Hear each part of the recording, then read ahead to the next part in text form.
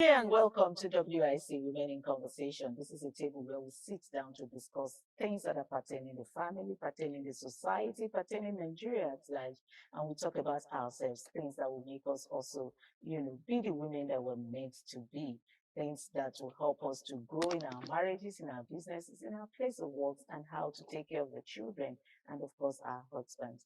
I am Patricia Uwenigedos. To just do this with me today on the table is on my right, I have Miss Bola Ige Oyebade. Miss Bola Ige Oyebade is an artist and also a real estate consultant. You're welcome. Thank you for having me. Good to be on. It's good to have you today. I hope you didn't find it difficult getting there. No, not true. Thank you for coming. And also to my left, I have Miss Oluwatoyin. Miss Oluwatoyin Sani is the founder of House of Refuge Foundation, and it's also a table shaker. She's always shaking this table whenever she's around. Tony, thank you for finding time to go. One of these days, we're going to be talking about your foundation and also talk about your work in Nigeria prisons. I will love We'll find time to talk about that. And also on this table today, we have Mrs. Gift Furera Onuzo. Mrs. Gift Furera is a chef, is an executive chef anyway, not just a chef, not just the ones we see, the AI chefs we see on Instagram. She's a complete chef, and I'm looking forward to, having a meal set up on this table so you all can see what she does. Thank you for finding time to come. Thank you so much. Okay, today we want to talk about let me see what we're talking about today. Today we're talking about marriage after divorce. I don't know if you understand the contents of this, the context of this topic, marriage after divorce. Some people were married and they divorced. Can they marry again? That's what the topic is all about. So I want to start from you. Let me start from you. Okay. If you have to dissolve your marriage for whatever reason it is, we don't want to know what reason it is, whatever reason it is that made you to resolve your marriage, would you want to remarry? If I see someone that we have the same values and we're compatible, I would want to give it a try. Again, yes, I would want to, because it's all about companionship. So sometimes you might think you don't want to because of maybe your past experiences, and along the line you meet someone that just sweeps you up your feet and meets your values in life, and you find it interesting for you to be in a relationship with that person and finally get to the end, happy ever after, as they say it.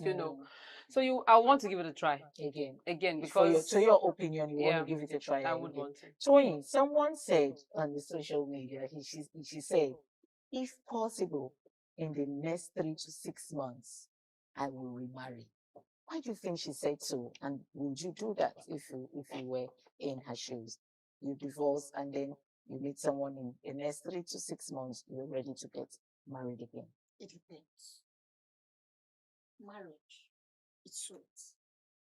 If you're with the right partner. Marriage is something else. If you're with the wrong person. There is emotional connection, emotional connectivity. And most of the time, we always need the maturity out of it. Maturity play a very good role in understanding in marriage. I'm still saying it to everybody tomorrow that the best marriage is the marriage between two friends. A friendship that transcends to marriage always lasts long. Whatever that can make us choose to be apart, there will be reasons, different reasons. That question, is it to be married to that same person or another person? Another person. Even to the same person, it is possible. Because at times there's immaturity. At times there will be, we didn't really find time to know much of ourselves. Or we are still baby. So many things that we're supposed to ignore. We take it to be a capital issue and end up breaking the home. By the time I think we went on holiday and we now come back. That's separation. Separation. That's separation. We now see a better of ourselves that is more mature, she's More more mature, understanding. more understanding, more Tolerance. tolerance, more days. We can go back and make a perfect marriage. I keep saying it, that marriage is the only black market that I've ever seen in life. Because what you are buying, you don't know. No matter how beautiful the package is, Initially, you can never know the content until you get inside it. And do you know it might take more than 5 years to know your partner? even more. More. So if I now say it depends on the connectivity, you might leave somebody in 3 months. I know go do say yes. Because that's too short. That's too short a time too short. for you to recover from the other Whatever one. bring that marriage down then can still bring this Down. because you need to study. Marriage is a lifetime institution. It's not I go that I will go, I know in 5 years time I will graduate. You are going for till death do both of the partners parts. So you have to give it a deeper foundation. Know who you are. No matter, even I keep saying it, even if you court for 10 years, that does not mean you will know your partner well until you start living together, bonding together before you can know. So if for whatever reason there's a partner, if they leave you, you go even pray, maybe you don't be there forever. Okay, so that's where I want to come to Gift. If the divorce was as a result of domestic violence, and you got married to a man who was always maltreating you, beating you up, and all of that, would you want to remarry after some time? Well, in that situation, first of all, of course, I'll be traumatized. I will really be messed up in my mind. So for me to think of remarrying, I have to really sit down and know if I want to go into it, because that fear of the first one may be, cutting in. You understand? Maybe cutting in. And disturbing your new love. And disturbing my new love. So I think for me, I will take a break. Even though in me, I would want to venture another one, because I wouldn't want to be alone. You understand? Especially that I'm still, age is still on my side. You understand? Except, but I will still want to venture another one, but I would definitely take a break. At least let me get a new, fresh orientation, like, working on therapy, kind of. And let me just get a new, because at that time I am broken. And in that my broken state, I don't need to enter into marriage in that, because marriage, I need a whole lot of me to go in. So I must go in with my complete self. So the former must have to completely be erased. If not, it will affect or reflect in the new one. So, that is why I need to make sure that my mindset is reset and I properly get ready emotionally, spiritually, even mentally, I need to get physically. Yes, physically self. I need to get ready for the new one, not diving in because I'm afraid of loneliness, or I want to be with a man or whatever. No. Because it's good, because it should be a whole new thing again for me. Okay. Yes. Then, Toyin, you heard her say that she will want to give it another trial, but she has to be ready physically, mentally, emotionally, and all of the lees. Yes. All of the lees. Okay, so now she also said she has to be prepared and be sure of what she's getting into. Let's leave getting prepared out of it. I want to find out from you, how are you sure of this one that you're getting into again? How do you identify There's that an- this person won't also come to beat me afterwards? After do the same. There's an adage in the Yoruba language that says, if a child fall down, you look into the front, please there, you start running again. Because let me tell you why I asked this particular question. There's also an adage that says that if Cain wait and take flog the first wife, and they go take flog, they wait for the second wife. So how do you now identify this person you want to, try out again? But if the elderly person fall down, you first of all look, what's making me fall? And who are the people looking at me? Marriage. Like she rightly said, that she has to be prepared. It is not an institution that it fails here, you are running to Calabar to pick another one. Okay, so it's not political parties. It is not APC that you come from there, you enter here. No. You have to think. Go back to God. Am I the problem? Yeah, Do I try my best? How am I at fault here? And do I supposed to tolerate more? Do I supposed to forge a little bit further to tolerate everything? You have to think. It is when you now see, I tried my best. It's from him. Okay, what are the things from him? You state it. This. Definitely when you have known what you cannot take from that man, if anybody is coming, you will first of all check that one. Yeah. Sorry, I'm bringing that story. I have a girl in Femi prison now. What turned her life upside down is marriage. Wrong marriage. Wrong marriage. She got to the first one. They didn't check their genotype. The second one, domestic violence issue. She took a break for a long time, after 5-6 years. She's going to another one again, and they were now talking on phone. They were planning the marriage.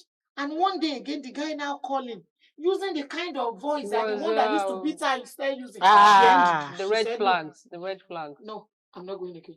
Those are the red No flags. matter what they said, everybody beg her. We booked the hall. He said, no, let me re-examine the again. Which was the right thing to do. If that voice was a mistake, let me know again. Maybe I've not really pressed him to that. And more issue will still press him beyond this level. So that is how it is. Domestic violence is not a small thing. It takes life. I want to hear the complete story. Some people, yes. So how did she find herself in the prison? Thank you. Yeah. Do you now know she chose not to do the marriage? Not to do, but she had a child with the first one. So she said, let me be taking care of my child. And she was to relocate from another state to go ahead and get the marriage, maybe like in 2 weeks thing. So she has sold all her things from that very state, preparing for it before she get the wrong. So she just came to Lagos. But whatever she brought to Lagos, when you are starting in a new life, it's not going to be easy. Yeah. So she was exhausted financially. And the daughter, she's the only one taking care of the child. She now ran back, started looking for the father of the child that's not ready to take the responsibility. Okay, you promised to pay the school fee, pay part of the log back on so that I can sustain and pay and sort the guy refused, despite the fact that the guy is rich and the wife is at home. They were comfortable. She chose not to take care of this girl. Do you know what's now happened? The girl is depressed and nobody knows she's depressed. I learned a lot from that lady because she started reaching out to people to talk to people. And nobody is picking a call. Nobody's ready to listen to her. Nobody's ready to help you. See her as a failure. Yeah, they see her as a failure. Even her father rejected her and the child. Nobody to come, no friend come to her head. She started telling the guy that help us now. Don't let the hunger kill us. I'm like a failed mother. I can't be watching my daughter going through this. Send us money. If you don't do this, I will kill myself. I will kill the child. I will end everything. And the guy is reading the text message, replying. Do you know she used the last money she has to go and see her cousin just to pour her Immediately she get the cousin said, I'm going for a party. Oh I my can't, God. I will call you back. Wow. You can't wait for me. I will not coming back on it. As they were now going back, they got to a bus stop. The daughter said, I'm now very hungry. They used the last money to buy the drink. The remaining change she bought sniper. And killed the daughter. Not the daughter she wanted to kill. They shared it. She told the daughter that we can't go beyond this level. I can't be watching you do all this.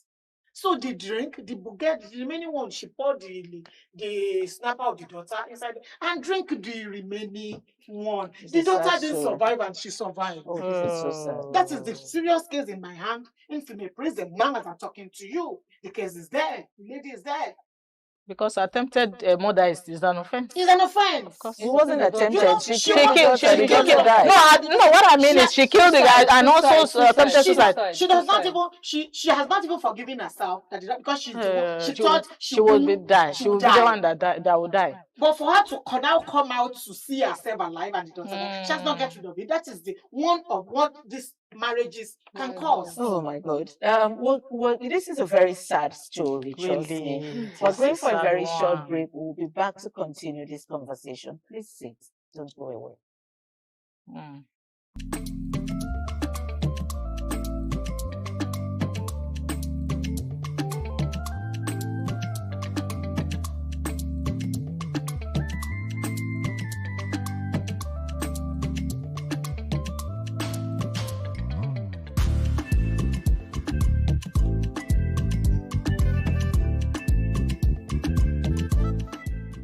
Welcome back. It's still Women in Conversation, the same table where we talk about family ties.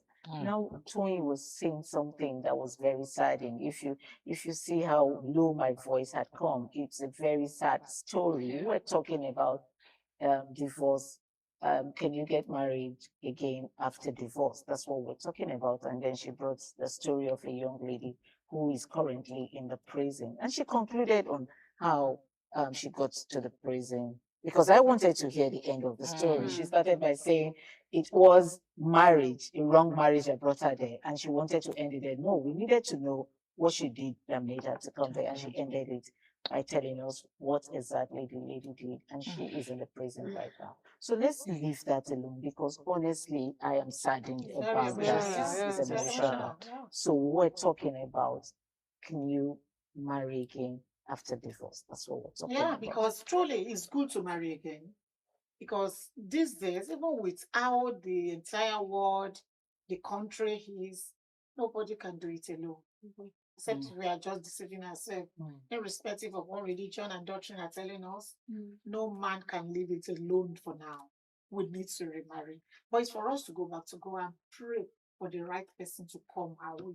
When you meet the right person, you will enjoy marriage. Toyin, that's where we came to get to the story of this young lady.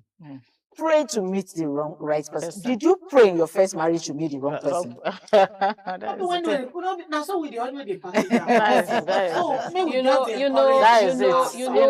me hear from you. I think at the first stage when you want to get married as a young person, the youthful exuberance, the love thing shocks you, and you don't pay attention to the red flags, the details. Now that leads you into a bad marriage. But when you want to get to the second marriage, you pay attention to every little details. Every dot. Every dot. Every dot. You might not know it all, like you said. You might not know the person you get married to, not even in the next five or more years, But there are some things you would see, and you will know if you're to go into it or not to go into it. And also, like you said, you pray that God gives you the right person, because God has your best interest at heart. He knows what you have gone through. He knows where you are. And again, that's the question I asked earlier on. Is it that as a young girl, when you were getting married, you didn't pray? No, it's not that you didn't pray. You prayed, but you did not pay attention to the warnings or to the signs. The thing is that because like in the first one, it can be excused that you didn't love Shaki. There were a lot of cloud on your head that you were not cleared. But the second one, and that is why, like you said, that she was already getting married to the third husband, right? Yeah, she was Okay, the second about to, yes, marrying to the that's what I third said. one. She was about to get married to the third one, and then she picked a call, and the voice sounded, Like the first one. like the first one. You see, that is where the problem is again, because when you experience the first one, when you are about to go to the second one, is not a mountain before you, because everything you are suspecting everything.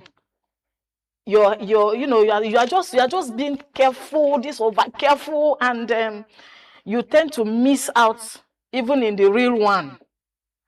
So that is another issue again. You understand that one has to, yeah. I want to answer the question. The question is, share within pray. One problem with us in prayer is many of us in relationship, we have picked our choice before taking it to God. True. So even if God is speaking, you are not hearing. You're not hearing whatever it. God is saying, you don't hear again. Especially when you have seen the desired, you are attached. When you have seen the desired figure you want and the things you want. That, you've even connected yourself. Yes. You have attached yourself. You have the feelings has grown already. So if you are now praying at that level, it is good to pray when you just meet. Before you say, I won't go think about it. Before you say yes, pray. That time, whatever answer God is bringing is clear. You will hear it. Everybody can tell you. But when you connect, you have already emotionally connected. Even God is saying, even God sent Abiara, said Baba Joseph Bayo Babalola from CAC. We don't die. You don't go here. Okay, all right. Let's go to red flags. We hear women say, this man has a red flag, or this guy there's a red flag that I identified in him. What are those red flags? How do we identify them? Red flags? Plenty. Let me start with you. Name the ones that you can remember. When you just shout. Red flag. Or when you cannot even respect me anywhere in the public. You talk down. My ideas are, there's some response that's always negative. When you can't even appreciate anything about me, even in the public. No, it's a red sign. It's very red. I'm talking, instead of you to correct me with love and calm, you are shouting as if you are talking to a 2-year-old girl. No, when you are addressing me the way you are addressing your cleaner in the office, I always say it, any man that cannot respect his own mother and the sister cannot respect the wife. Forget it. Because you cannot give what you do not possess. It comes from the upbringing. Of course. True. Some men, they worship their wife. It's not as if the wife deserves it, but they were trained to do that. It's from the upbringing. If you see the one that is standing up upon his mother, that the mother will say 1 and he will say 3, he will do worse to his wife. But he has control over He has control. And some men, when they have that money, they can do and they will be on top of the world. The wife will now be like ants. Why they will now be turned to elephants? So they can swallow you anytime. And some will beat you today and buy you Jeep tomorrow. So that you will cry. What are your red flags, Gift? My red flags is especially when you are not free with me, having to know, to use your phone. Communication. Yes, communication. You are hiding. You don't want. In fact, when you are answering call, I shouldn't be there, or you excuse yourself. That is a red flag. And also a red flag also is when you are too attached to your family, that you want to take decisions from them. You understand? And then you want them to you just make me understand that they have a say on your life, to a certain percentage. That is a red flag, of course. And then if somebody who is always have mood swing, you're always having mood swing, that is totally red flag for me. Yes. Let me hear from you. Yes. What are your red flags? Wow. Red flags are many. But for me, a man that can raise his hand on a woman, it's a no-no. It's a red flag. You shouting on me because nobody knows everything.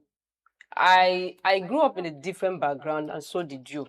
So if I do something and you're not comfortable with it, there's a way you talk to me, and I'll know that yes, this is what I have done that is wrong, and you correct me. But when you just raise your voice and like, are you stupid? Are you throwing insultive words? Like that, or I offend you, and the next thing you smash something on the ground, you smash my head on the wall one day.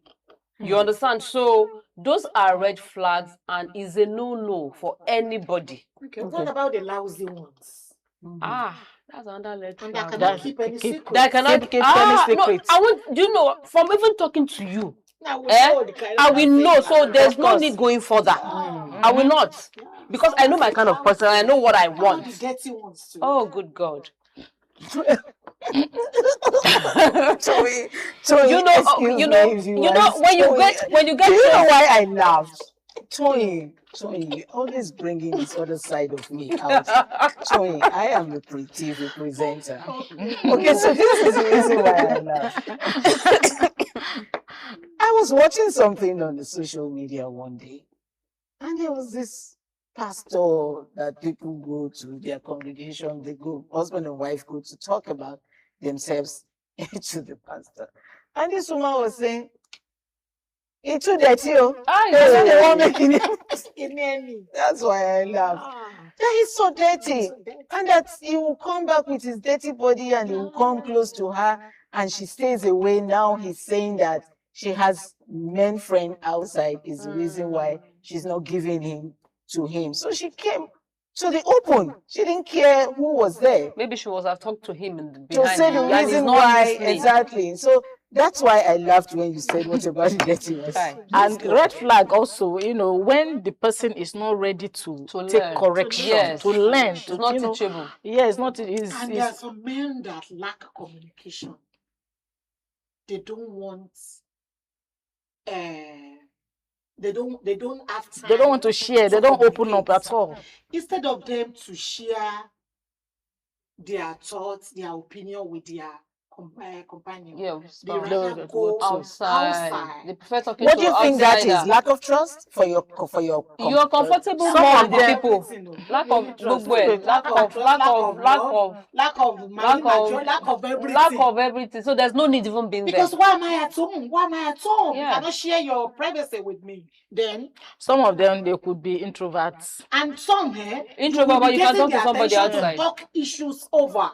And women, God created us. We are the talking time.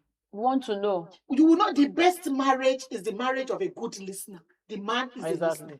You'll be able to wake up anytime and talk. Yeah. But if you don't allow me to talk and I keep bottling up. Okay. I make one woman to kill him. What's that? Okay, ladies, don't come there again because you're going to make me very emotional. Okay, don't come there now. Okay, now that we have identified some of these red flags, and some of the women, or rather, some of us have made mistakes with these red flags and we found ourselves in this marriage. How do we help to resolve the issue of some of these red flags that we now are identifying so that we can keep the marriage going? How do we go about that? One part of my gender that I don't like is we keeping too quiet about issue. But this day, I think because of social media, God is helping us. Many of us are coming out to talk now.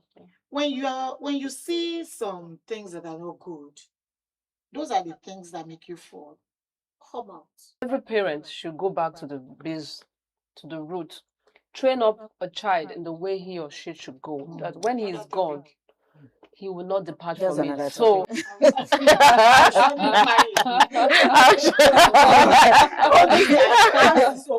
good. Yeah, go. Yeah. Okay, Johnny, thank you so much. Thank you, ladies, for coming on to this episode of Women in Conversation.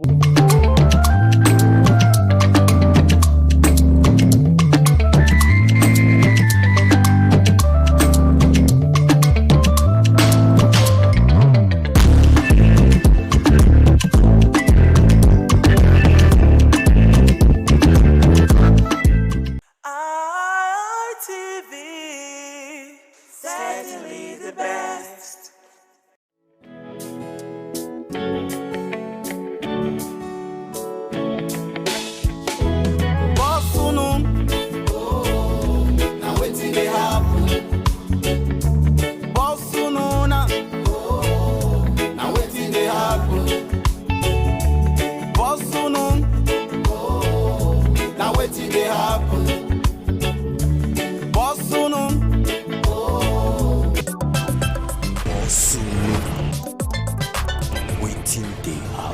for Oku Road.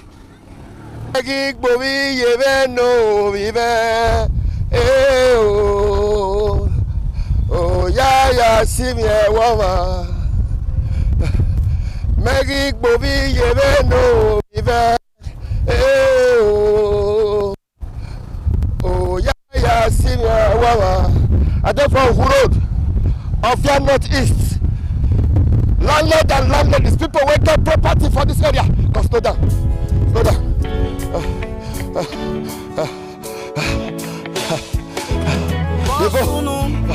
People wake up property. The Siloko Road from Ikwabazua. Siloko Road, you go reach a go. Ah, okay.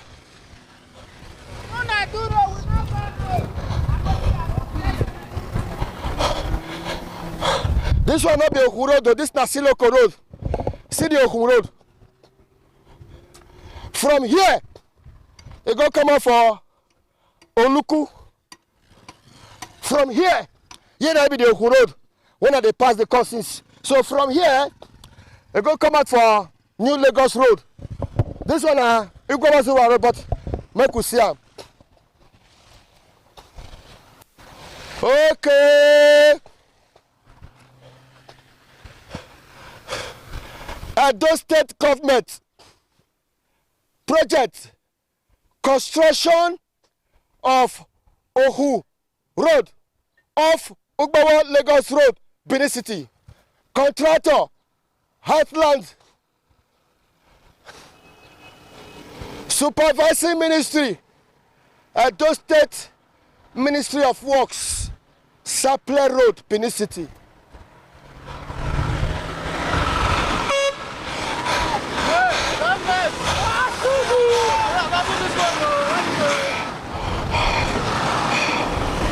Edo State Government project construction of Oku Road off Ugbawa Lagos Road, Benin City. Contractor Heartland. Who they supervise them? Edo State Ministry of Works. And on the road with this.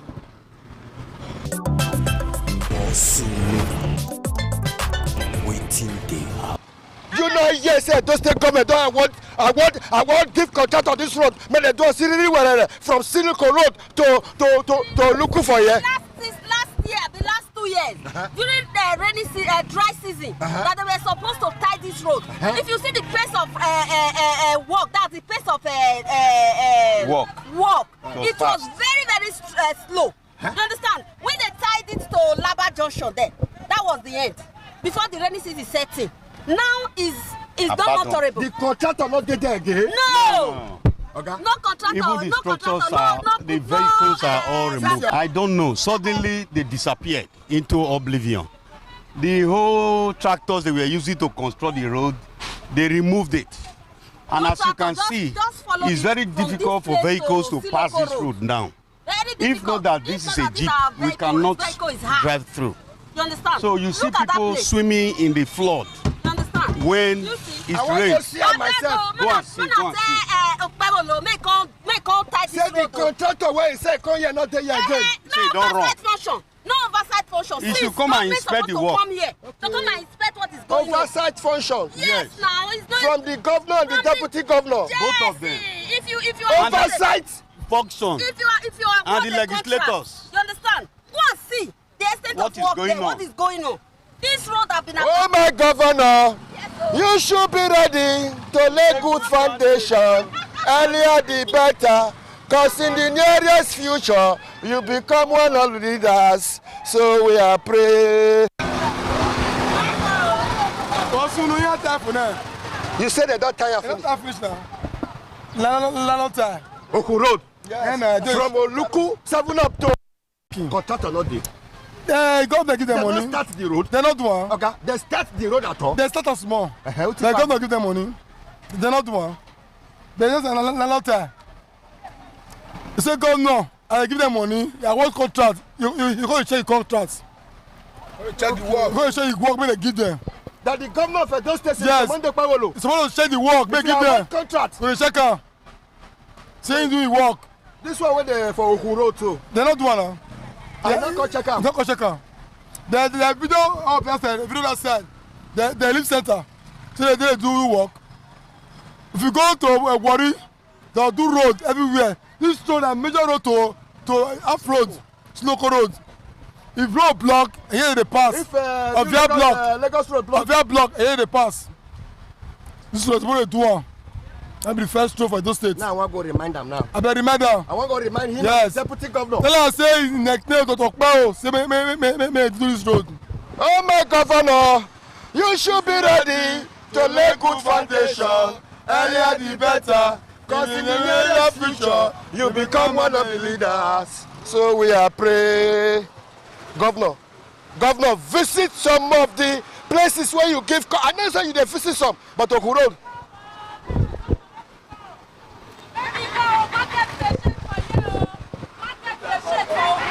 For this village, we know they say again Osunu. We know they say. See my store. If they flood for time, water they enter inside my store Osunu. No be so we talk. Oh, when the road even go small, we all of us they cry. Now we dey pay no. You know yes say those take come.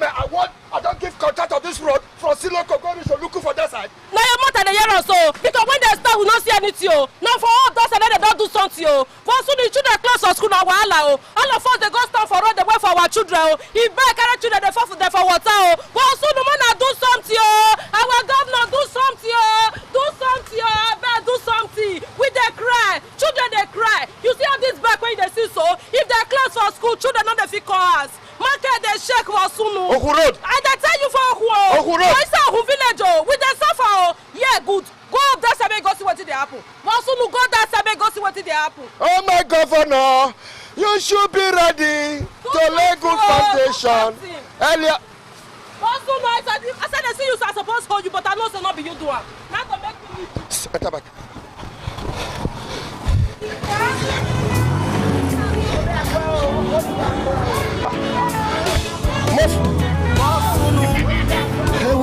I dey for Oku Road for Benin City. I dey for Oku Road for Ovia North East. That be done want the contract but we don't see the contract again. They don't want the contract. They don't want the contract. Waiting they happen. When I come this road 3 years ago, they never tire me. Oku Road for Ovia North East. Hey, whoa! When I come this road 3 years ago, they never tire me. Oku Road for Ovia North East.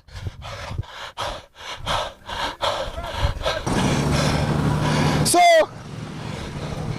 you see that road when they done the tie they come from that side. Now the road now be the Oku Road so. You see the sandbag when I say where those take government take I went down to Heartland. Now if a new Lagos road now block now here they go pass now. This na example pass here. If new Lagos road block now, they won't come pass this Oku Road. Go come up for Siloko Road. So if that road when they construct, they come from that side. Come pass all here, Siriri Warere.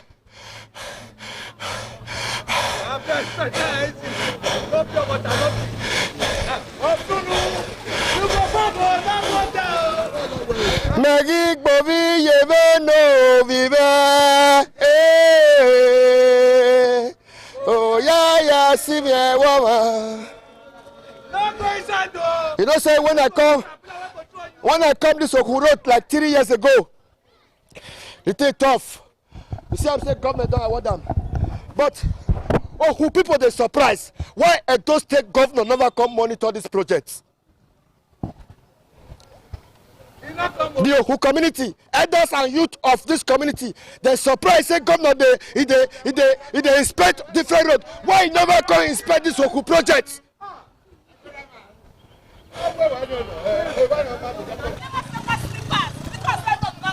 Since how many months? What slippers like this? I never said. When I need open this business, now every week I go market. Since April, I never say one slippers. I don't see who they ask me say, Madam, how much they sell slippers? Is not there. No road now. Who can follow me by? Who can follow me by? Look my face. I'm reaching that face when I do. One night, therefore yesterday night, I used straight like raise my table to work. And I just sleep when I wake up. As I wake up, now I can't do fence, original fence, so make sure I'm not come push me enter war when I did so. Now these people are they feed though, now they pay us rent. Now I never say one flipper. Since when this road not good now, you don't feel anything. I never say who want follow me back. You know, yes, a contractor, don't they do the road? This contractor.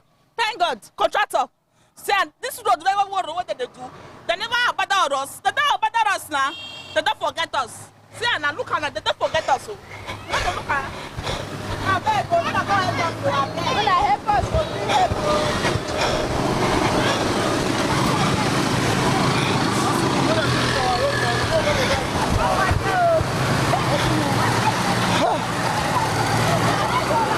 Oku Road.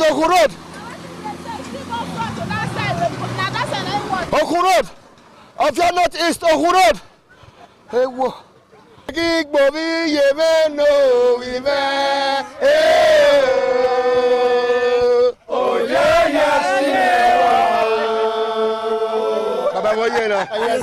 I know say you did very happy, say I just take government. They award this in Oku Road. Big community. What you can do sunu, what you can make una they complain now. No. Now, this place now. Look my house here. I be this. This very house? Yes. This house? This very house. This very one where that madam stands? Where madam stands. I surprised when they called say they award the road. We were happy. In all these 3 months, 4 months, they stopped doing that. They carry canapilla, tear all this hole.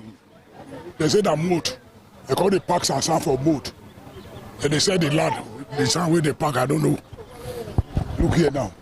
I hear Cosplay. Down from where the tire is, no road. From 8 now we there now. Look my road, look my house. What do you want make the executive government make it remember of their northeast road. May we call it community. I beg of you. Now we wait for now. But you don't want the contract now. All the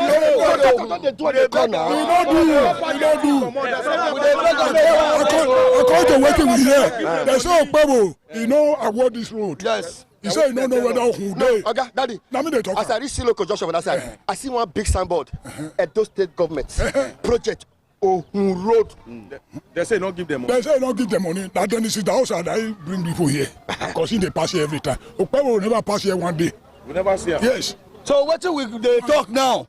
We want you this opportunity to beg our governor, Model Okpebolo, I beg with Dennis Idausa. Denko, our brother, yes, in the own village. We want beg make all of them, make they come do the road for us. I beg now we there. They don't start the road now. They don't finish that. They don't start and they don't work small. The rest. We know they feel pass here, motor don't they pass yet, every bag don't they pass here. From our junction before now 500 naira to reach here, but now 1,800, 2,000. Everybody went there here, they cry, we they beg, not before us, we lead down. Make us complete the project. Make us complete the project. It's not clear. However, I just take government don't award the contractor, but the contractor they not see him again. Hey, whoa. So you see that tie road for that side. Now they come like this. Now it's supposed to come pass here, go reach the end. But they're surprised the contractor not this side again. Some people come they talk cho. Say it be like say the contractor say they never pay a balance. That one a cho.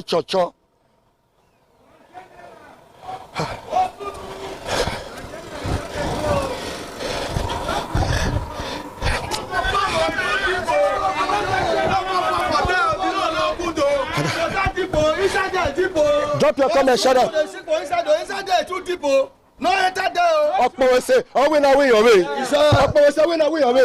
You don't feel like just take comment for the contractor to return side. Always say, baby man, no la wo no when man on ma. No come contractor, no do work po. Eh, we na no sue na never wo do me. No sala body dey don tell no la wo, no do kuma dole upo na ji. No, women na ba be bagari oba, ima be mujane, be na mujano ma. Politically. Yeah. Politically. Yeah. Don't let you anymore. Waiting they happen. Road is don't overdue for tying. For donkey years, they will promise they will come and tie this Okun Road. They will come and tie this Okun Road. Okay. Before this government sit down, they don't talk about this Okun Road. And when this government self sit down, they can't do small and they don't award this Okun Road to contractor. And that's not the one where you call it. They award the road. We see the contractor. We not see the contractor. They award the road. They say they want to do this Okun Road. I mean, for me, even when I was coming this morning, I was telling my friend, I said they use this road, they play politics. Because this one not be road now. You they do road, you know they come supervise them. You know they know how things they go. It's not good. And see road, I may travel, I do travel. I don't go many places for this country. I never see where they do road, no gutter. Okay, this road now where the form say that they tie now. If they tie and finish, where gutter not there, where person has the one carry the water go? Go. Make I show where you. You go first. Which person has the one carry the water go? You see this road. Now very important road where government suppose don't do. They don't want to do one. I don't know why they don't want to do one. And with this, where the deputy governor is from. It's from Ovia now. It's from Ovia. But I don't know what thing they happen. Where no one talk about this road. This road, see where they go time and reach for that side. And the time no be say na one kind solid time. If you like say the contractor they use the road they play. The same road now the same time they award this road and Palace Road for upper mission. No, what you talking? You say now the same. Then the same time now they award this road and upper mission. Upper this Palace Road where they upper mission. They don't feel. You not see the way that they do that road. Okpebolo they try. But I don't know what they happen for this side. Okun Road. Okun Road. But they see the good work where the governor Okpebolo they do for other area. But this Okun, I don't know why it be like that. Whether they remove in high or your attention come up from Okun Road, I don't know why. Are you not see contractor? We know they see the contractor. You see contractor here. This road resemble road where people where things they happen. This road, this Okun Road, it resemble where things they happen. No, they waka. You don't see any contractor since where me and you they waka since. From all the way from that side. According to the report they give us, don't see where they say contractor don't start on the tire for Siloko Road. That one where they tie, that one na road. Where the gutter dey? Okpebolo, Senator Mo, the Governor Okpebolo, he never do road where gutter not dey. Me see Palace Road, you know see gutter. See this road where they this seven coke me where they call am. On your way to Abuja. Aduawa area. Yes, you don't see road where will do there. You don't see this road where don't spoil where did they call and say where they this where they that popular road where Obaseki they do before where abandon. You don't see what will do for them.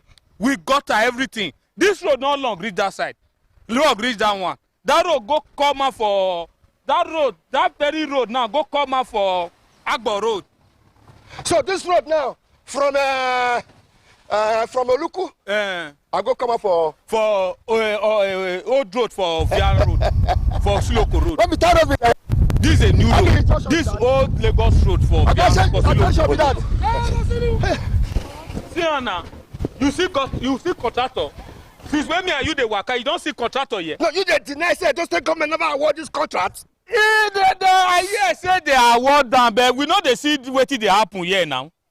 We dey see wetin dey happen. This road driver wetin things for dey happen. He knows that maybe our governor, we now will beg governor. If the person wey give the contract, if he's not capable, make he revoke the contract from the person. This Okun Road. If the person wey dey handle the contract, if he's not capable, make he revoke the contract. Because for that they use the road they do like say maybe like Mababa, as I don't know as I'll call her, like he's serious, waiting on this. Me won't go myself now. I won't go check him. And what is the end? Oga, go check him. Even the deputy governor, me myself, I'm disappointed because this is where he come from. And this if it was said if you talk about right on the yes now. If to say waiting is good for him people. You dey hear me now? Therefore, don't tie this road. And make I tell you, you. Also, waiting they happen.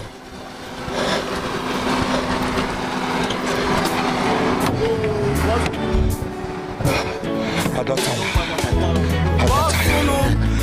I've been married to this road. They don't award the road. They don't award that. They just don't resharp. They just stop her. The road now is swell motor. Every day was sure. And people did this say that they don't even come on because of the bad road. You see this here now.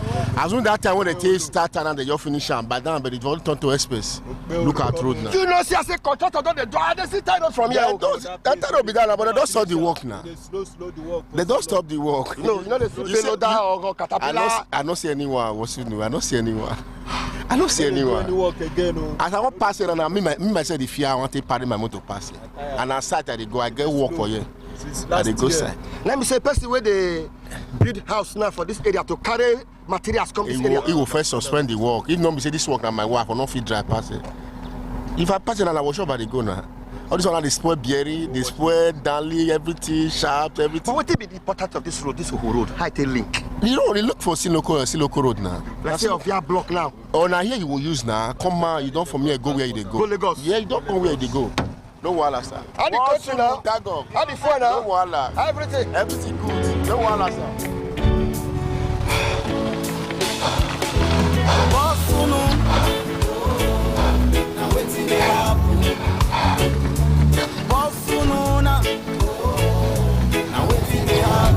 You not back for this road, Abby? No good now. The car not see down so that's too much for them. I beg for government. This one don't too bad. Oku Road. Wait till they surprise the people be say the contractor not this site again. Oh, I've been because of rainy season. Sita Road for front. Oh, I know say those state government don't award this road Oku Road to contractor. But people the vex. Why deputy governor? Why the governor of Edo State? Why they don't come inspect this road? Why they give this contractor? Some say the contractor na bubu yeye. Some say na because they never pay the contractor money. Now. Okay, now here the contractor work rich. They go. Okay. Sita Road now. Sita Road. Why don't they complain?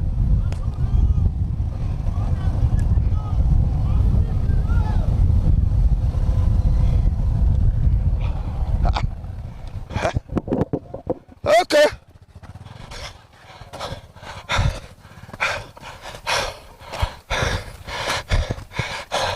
I don't suffer, not be small. Hey! Upon say I get sense. I don't suffer, not be small. Upon say I get sense. Poverty not good at all. Oh. Now make I join this business. Area journalists, area to area, location to location, state to state. I therefore of your northeast and I therefore Ohun. You know, say I done the consistency the road 10 magazines, but this not the road because I tell you say Edo State government don't award this Oku Road to contractor, and the contractor don't they do and they come, but can the governor of Edo State, can Edo State governor award contract without gutter? Because as governor they inspect the road, me self area journalist gonna inspect the road, but I come. So today happen. I'm looking for the contractor. You cannot say that. God are not there. A big gutter pass your back of your. No, come and start. No, talk anything. Just the go. No gutter? No. However, if Ovia Bridge block for Benin Lagos Expressway, from here, so Igwabazua, this is the shortcut to Lagos, so Igwabazua Siloko, from that side. But 3 years ago or 4 years ago, I come this road everywhere na yama. You not go fit pass here. This now Okun road.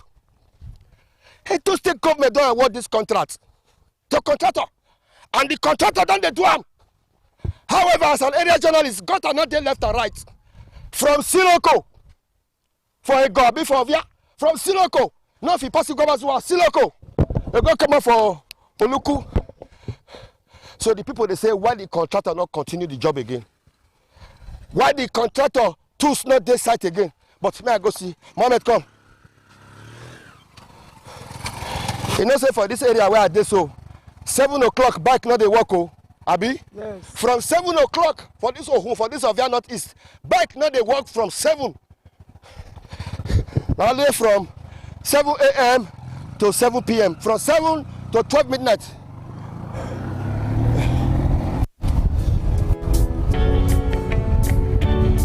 I want to take a those government when they award this contract. Contractor.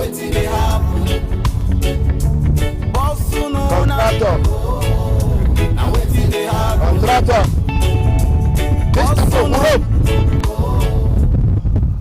I don't take government don't award the contract. The contractor, they not see him again. But when the contractor not got them left and right, I cannot change the agreement. When I come here 4 years ago, I mean 3 years ago, 3 to 4 years ago, not be so this road be. Agree to. Okay. Huh?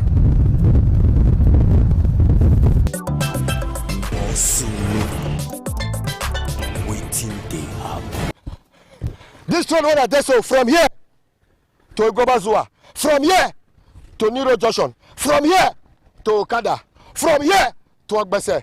Go like this, you go come out for a go. Enter like this. Okay.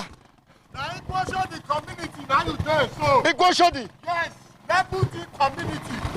See problem what we get for here now. Baba come. A serious problem.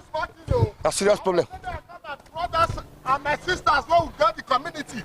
That's not be smart. You see some years ago, yeah, not be like this, oh bro. Wasunu. That's how we say amo. The worst part now, our Baba they pass here. Deputy. From here I go Igwabazua. Yeah, no. From here I go Okada. From here I go Ogbese. You not get this na Siloko. Upper Siloko Road. Okay, Upper Siloko Road. Now you right from Ring Road. Down to Okada. Now the road be this. It's New Lagos Road block now. For that side. Now y'all love the follow. See the way we do. We don't talk, we don't tire.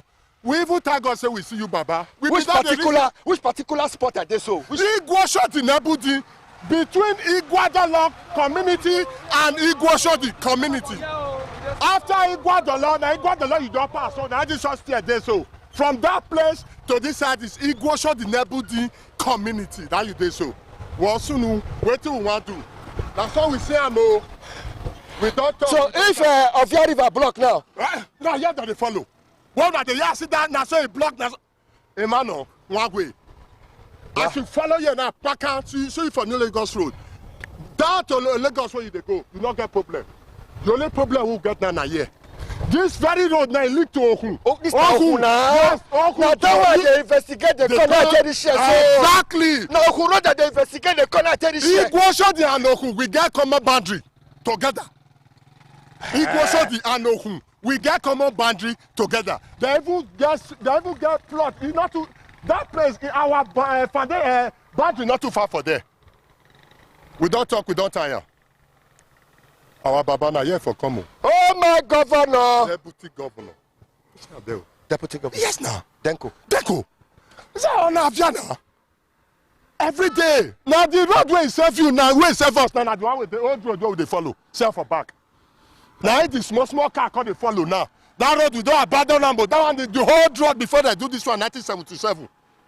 The old road. Now they do this one 1977. 1977. Yeah. If I'm not mistaken, bro. More hair, beg. More come this side. More come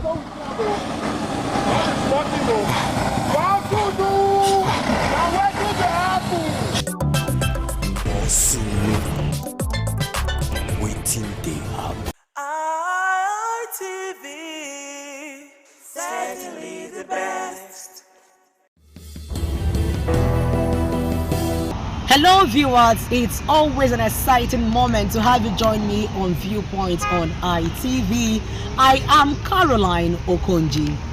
While politics and the political system of Nigeria is still much of a discussion and a lot of persons still criticizing the Bola Ahmed Tinubu's administration, we're going to be going out on the streets to talk to well-meaning Nigerians, well-to-do citizens, concerned citizens about President Bola's 3 years in office, what he has been able to do for the citizens, what citizens have been able to achieve from his administration since his emergence. Basically, we're going to be analyzing, criticizing, talking about everything that has to do with President Bola Ahmed Tinubu's 3 years in office on Viewpoint today on ITV. I am Caroline Okonji. Let's go hear what they have to say and share with you. If the president was able, Nigerians won't be so anxious to get rid of him as they are in 2027. President Bola Tinubu has no policy on anything.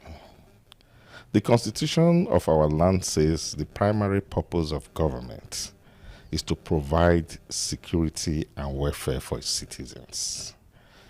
Which policy of Tinubu is addressing that primary requirement of the constitution? There's none. We are in the worst security situation that this country has ever been in. We have had more deaths in this non-war era than we had in the Civil War from the time he became president in 2023 to date. There is no policy on security. There is no organized strategy to fight insecurity. So to say his policy is a misnomer, he has no policy on security. Let him tell us one. If he manages to arrange some paper together and show it to us, because they are adept in that APC at throwing up papers and statistics that don't exist. If he manages to throw up some paper as his security policy, then that is the most failed security policy any government, including in Southern Sudan and former Rwanda and Somalia, have ever put in place, because it's a policy that is killing Nigerians. Economically, everybody had thought that since he said he was an accountant and he has worked in multinational, in other words, he has participated in corporations, that he would be one that would value what we mean when we are talking about diversifying economy by bringing in privatization and private sector players. We have thought that he's going to take advantage of the natural resources that we have in Nigeria. Huge money spinning natural resources. The maritime industry can replace oil effectively and fetch us far, far more, finances that we're getting in this mono economy that we call oil. And he is from the Southwest, where we have the largest body of maritime, potentials. What policy does Tinubu have in the maritime industry? There's none. What policy does he have in the textile industry? Nigerians are fashion-loving people. And here we go to Italy, we go to Spain, we go to everywhere to buy clothes. But by the time some few Nigerians, in their ingenuity, discover the kind of clothes that we wear now, that you call Niger Delta and different kind of clothes, the potentials of Nigeria in their ability to be able to create fashion within and from local industries are rare in the Southwest, where he also comes from. And the fabric we call Atiku in the north and all of that. So that if you had a textile industry in Nigeria, encouraged by any government, we'll be making hundreds of millions of dollars from that per year. Did he invest in that? No. The Jakarta steel industry, we have one of the easiest, iron and steel to process in the world. Russia came and tried to develop that industry. That industry is still lying fallow. If you have a modern president who is not thinking of industrialization, is not thinking of huge investments in natural resources that are, revenue generating, how do you begin to say that that government has a policy? The policy of social conditional money transfer that you never see. The policy, what policies does he have? So he has no policy for developing a nation. Now let's come to the social dignity of man. What policy does he have to protect the respect and dignity of Nigeria? Does he have that policy? Political policy, what policy does he have in the political realm? He has polarized the nation so much. Now, what policy does he have in terms of developing our nation with respect to institutional building? He has destroyed the judiciary. The judiciary now has no respect because nobody goes to the law courts now to get justice. We begin to talk of how much the judge is likely to take. Judges themselves, lawyers themselves, activist lawyers themselves are all complaining about political interference under this regime in the judiciary. Non-judicial officers like Wike, who is not practicing law, has never practiced law since he said he was a lawyer. His only boast is that he has influence over the judiciary. And we see this political interference. There is no opposition party in Nigeria today that is not having trouble, interference from the ruling party. So the policy of the present government is more deleterious to the Nigerian society than if he had no policies at all. And he has no policies at all. So the present government has no justification for exceeding 1 day beyond May 29, 2027. And Nigerians have all seen this. It's affecting the rich, it's affecting the poor, it's affecting businesses, it's affecting multinational corporations, it's affecting local corporations. So why does a government exist? This great country, President Ahmed Tinubu has done very well in terms of infrastructural development, in terms of human capital development, particularly the NEL Fund for students. Honestly speaking, when I was in school as a student in the University of Benin, I was working and at the same time I was in school. It wasn't easy. But now you have students who have access to loan, where you build students, you build the future of the country. You build the nation. As far as I am concerned, that singular action of Mr. President has transformed the educational sector. And it has also helped our students who are struggling with funds. And we tend to undermine this aspect of achievement of Mr. President. And the opposition try to look at areas that the president probably also need to look into. Oh yes, the issue of security is being tackled. You will agree with me that the issue of security precedes this administration, and the government is doing all it can to also deal with that aspect of issues that we are having. The Lagos-Calabar Coastal Road, a massive project that is currently being undertaken by the current administration. The government has done so well in terms of infrastructure. Agriculture, the government has also put in a whole lot of funds into that area. Importantly is the fact that allocation to states have tripled. State governments across the 36 states, the allocation to them have tripled, as well as the local government. You can see what is happening in Edo State. Because we have funds. It's because the governor of Edo State is doing a whole lot in the state through the China agenda. And you can see the infrastructure that is currently taking place in the state. It is basically because the federal government have ensured that the states get their fair share in terms of revenue allocation and the revenue sharing. And that is what we are seeing currently, even in the state. The development that is taking place across the states, not only in Edo, across the 36 states of the Federation, is as a result of the federal government that have released funds to this state. So also the local government that are also doing their own best. In this state, through the shine agenda of the governor and the renewal agenda of the federal government. There is massive development taking place across sectors. Yes, is there room for improvement? Absolutely, there is room for improvement. I won't say that there are areas that the government should look into some areas as well. So a lot of things that the government have not looked into, the government will also look into them. And I very much believe that the issue of development is something that is an ongoing project.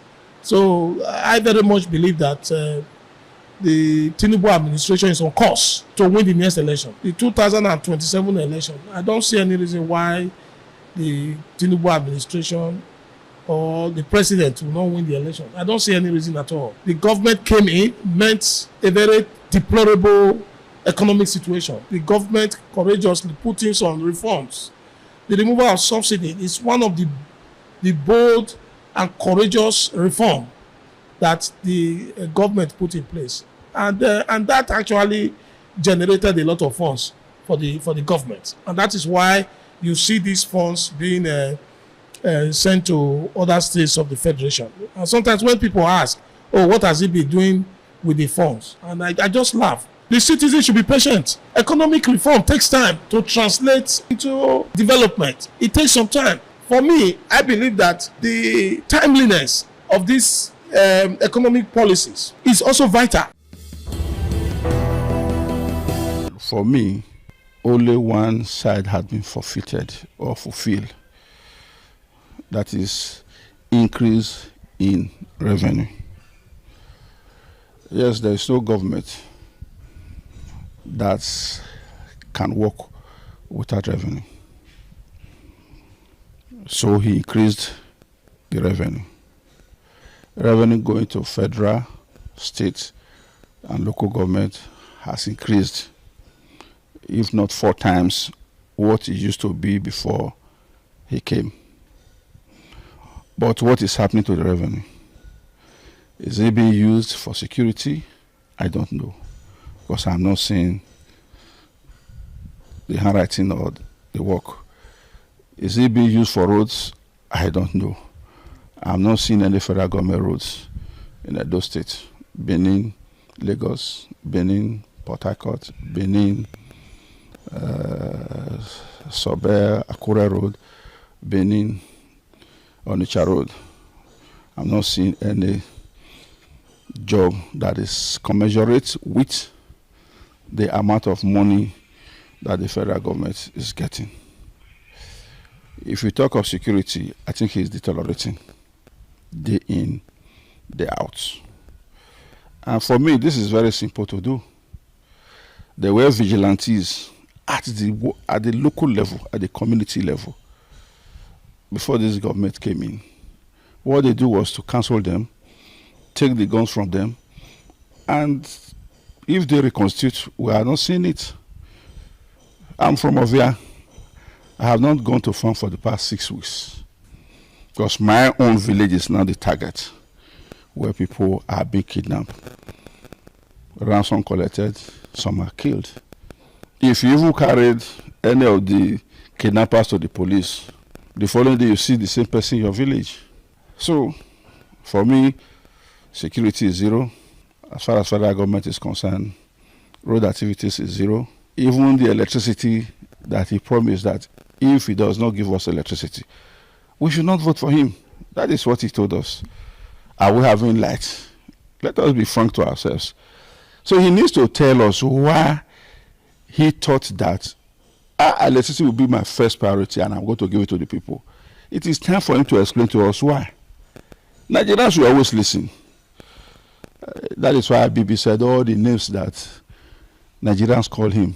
He decided to pick the one evil genius. How can somebody be an evil and also be a genius? You understand? And the same Bibi said, if you ask Nigerians one question, you have 100 answers, and the 100 are correct. See, it was the football that time when they asked one American journalist when he got back to America, I said, what will you remember Nigeria for? I said 2 things. First, they are suffering and smiling. The second one, when they say NEPA, there is no light, and it is not always regular. You see how he describes us. We are people that takes risk in terms of let's manage, tomorrow will be good. But the government is not helping us. So for me, I have not seen what Mr. President has done for the past 3 years to warrant him to recontest. The Bola Ahmed Tinubu administration came into power on the 29th of May 3 years ago. That administration came in, and the very first thing he did was to remove subsidy from petroleum products, particularly fuel, PMS. That was it was a shock to all Nigerians, and it resulted in a chain reaction. It resulted in the fact that prices of food petrol went up, and you know transportation goes with fuel, and so prices of goods and services skyrocketed. This ended up not giving Mr. President a honeymoon which a newly elected president should get. It was courageous anyway, I must say, because other administrations have been kicking the can forward, trying to refuse to face that difficult decision. He took that difficult decision, and I must give him credit for that. But the thing was that it was a planless decision, because he did not sit down to find out what will be the result of that action.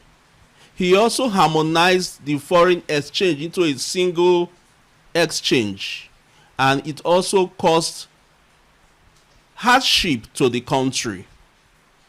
The removal of fuel subsidy and the harmonization of the foreign exchange to one single foreign exchange also caused hardship to the country and the citizens. And so we also see that Mr. President has been going on a borrowing spree. He seems to, at any opportunity, just go ahead and borrow, which is digging Nigeria into the debt pits, which ought not to be. His mantra seems to be borrow, borrow, borrow. I urge Mr. President right now to put his feet on the brakes on borrowing, because he must understand that borrowing also ends up in payments. How are you going to pay? Can we continue like this? A government exists for the welfare and security of its people. We see insecurity everywhere in this country, and government is not being reduced to a government of condolence messages. Every time killings are held in the north, various parts, north, east, north, central, we send condolence messages. Life has become very cheap in Nigeria, that death no longer means anything to Nigerians.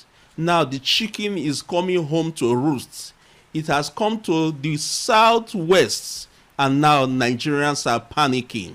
How do we handle all these situations?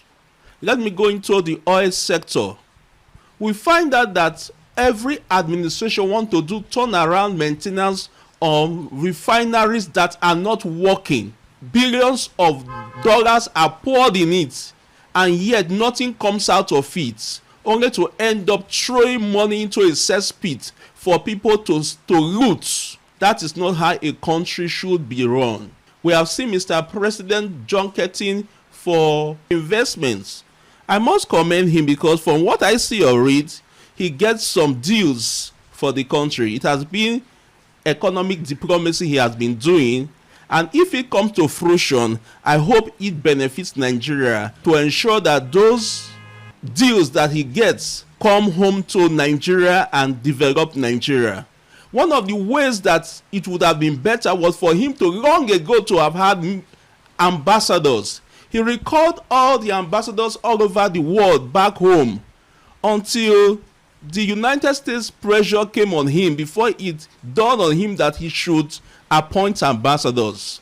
When he does that economic diplomacy abroad, it is for the ambassadors to go ahead and ensure that the nitty-gritties and the enforcement of those agreements are done and Nigerians get the benefits. When we did not have ambassadors, and even some still don't have ambassadors because some have been rejected, it is very important that he should have listened to the advice of Nigerians calling him to appoint ambassadors. And so, coming back again to borrowing, Mr. President should press the brakes on borrowing. He should stop borrowing. And again, any person who has a first term in office may always want to have a second term. I'm not going to stop Mr. President for contesting for a second term, but he should sit down and think, what has my first term brought to Nigerians? What am I going to tell Nigerians when I get to the rostrum on campaign? Is he going to be dancing and singing and just clapping hands for women? Or rather, he should be telling us of his scorecard in 3 years. What will you do for us in 4 years that you have not done in these 3 years? I wish Mr. President well as he goes ahead campaigning for a second term, and I hope Nigerians are wiser and take the Tinubu administration has been so terrible. Starting from the first day he resumes office up to this time, there have not been something tangible or positive that one citizen will say that they will look up to or hold on to, that in this area he has actually done well. The first speech he gave as he resumed as president was one of them was the fuel subsidy removal, and since then Nigeria has not been the way it is. Just imagine our minimum wage you see is not up to 80,000 naira, and some persons are spending up to 60,000 naira for transport going to office every day. So how will such persons survive? So it's so painful that the salary of an average Nigerian will not be able to buy one bag of rice. So coming back again for second tenure, that if his conscience is actually working fine, he would have just have to abandon that vision and focus on something else. He can become a patron, he can become an elder spokesman to direct any other person, maybe the younger ones, to pick up the office. Because look at the area of insecurity. It has become so terrible that in some areas by 6 p.m. they have to lock up their business places, run home because of the bandits and the herdsmen issues. Even in Edo State, when you go to areas in Ekpoma, students are no longer in schools. It's as if the plans of the Fulani and the herdsmen is actually come to place, because one of their motives is to end education, and you can see their target. They're either targeting on religion houses or they are targeting on schools. Like one of our renowned politician will say, is a pisma. So it's a very painful thing that we are seeing people like this. They know what they are doing is not working, and they are still striving to go second tenure. It has affected us a lot because in some areas that we are supposed to buy property maybe in a cheaper rate so that we can sell and make more money, we have to abandon those areas and focus on areas that they are maybe a little bit secured. And some persons are even striving to eat. So in a situation like what we are experiencing in Nigeria today, so if you ask an average Nigerian to provide 200,000 naira monthly, they can't get it. Or you're asking someone who is receiving salary of 70,000 naira to be able to save to buy property. It's not an easy, despite the pay small or instrumental system that we put in place. Many persons are unable to afford it. The high cost of living is consuming a lot from their daily income. It's only those in diaspora that are really trying to put one or two together to buy property. And if you check the insecurity in the country, it's not encouraging them. They will tell you instead of them to come and buy property at home, they better buy property in overseas. And you check the statistics, buying property in Nigeria and buy property overseas, you will encourage yourself to either you buy over there, not even the area of security. Now we are talking about the economical value. Then add the insecurity to it. Some of them have already crossed their mind that over their dead body they are not coming to Nigeria. So you trying to convince such person to come and buy property is a waste of time. So it's really affecting some businesses. Either you are selling, you are a car dealer, you are into properties, the insecurity, the economic hardship is affecting a lot. Talking about the present administration of President Bola Ahmed Tinubu, I would say, talking about it, first and foremost, if you want me to score him, I'll score him below average, because in some areas he has done well and in some areas he hasn't done well. First and foremost, the major thing that has impressed me most in his government is this the policy of NEL fund that is helping the students, because of course I came from that background, that is helping the students presently, whereby no matter how, you know, poor your parents are, you know, you can access NEL fund and won't drop out of school. Talking about insecurity, unfortunately, insecurity, it hasn't improved. It has gone on another dimension. First and foremost, past administrations, Boko Haram and the rest were more. This administration, banditry, kidnapping is more, you know. Talking about his coming back, unfortunately, I'll tell you the truth, he will come back because the so-called politicians are not ready to take power. There's a coalition that has scattered. They came to form another party, you know. They can't come together to unseat the president because they all have the same interest and the same ambition. And unfortunately, I don't see any of these old politicians that have been recycling themselves. I don't see any of them taking us out of the situation we are presently in the country.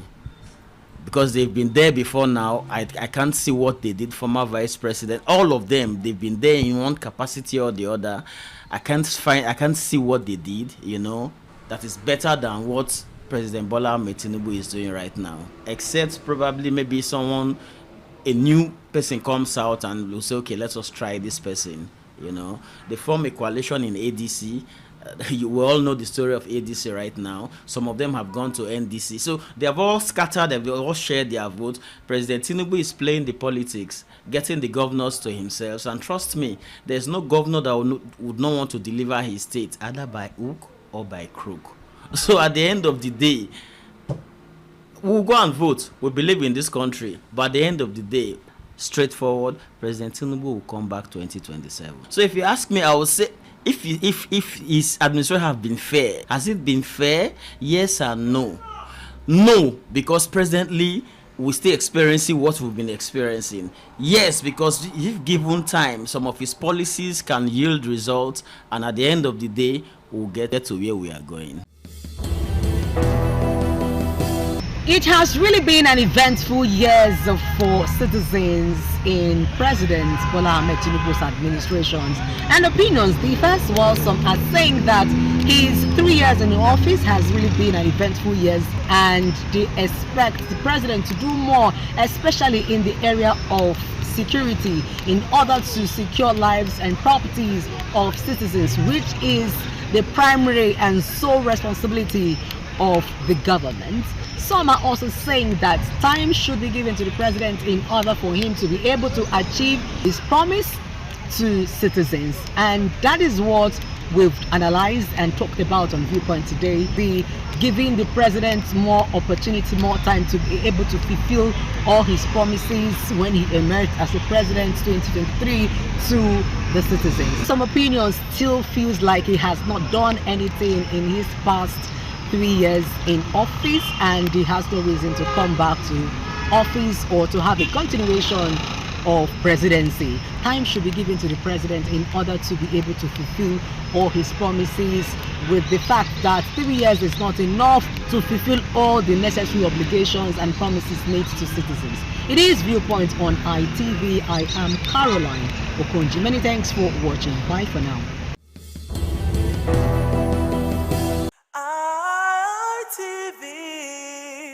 Certainly the best.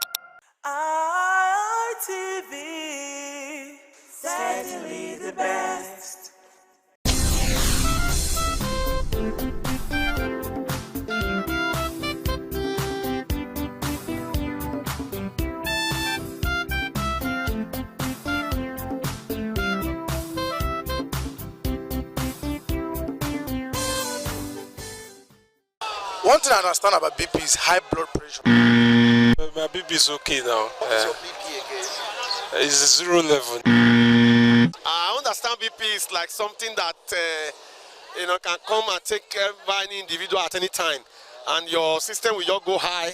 At times, you cannot understand what is now happening to your system. Do you know your BP right now? Actually, I'm not a doctor, but I know my BP is fine. Stress is the body's physiological and psychological reaction to challenges or demands. It is generally categorized into 3 main temporal types: acute, episodic, and chronic, and 2 co-emotional types, positive and negative. Strangely, in Nigeria today, many families are under immense pressure, most especially the men, fathers and mothers, due to harsh economic realities, and unsustainable source of livelihood finds it difficult to cope mentally, physiologically, socially, morally, and financially. This puts immense pressure on the family, hence the society. Some lack the financial muscle to go to the hospital whenever they feel overwhelmed by severe headache, body aches and pains, opting for placebos like pain relief medication to ease the pains, unaware that the blood pressure has shot up. Perhaps requires medical attention to bring it back to normal. A man wakes up in the morning, considered hale and healthy, only to slump and die without noticeable medical analysis. A woman can be overjoyous and bubbling one moment, and the next moment she is pronounced dead after being rushed to the hospital. Stress is real, and the way you choose to handle it determines how far you will live as an individual on planet Earth. Some Nigerians do not see the need to go for medical checkup irrespective of their age, status, and religion. Many, due to financial constraints, may not want to risk the money for feeding the family for medical expenses. The rise in cases of insecurity in the country is not even helping matters.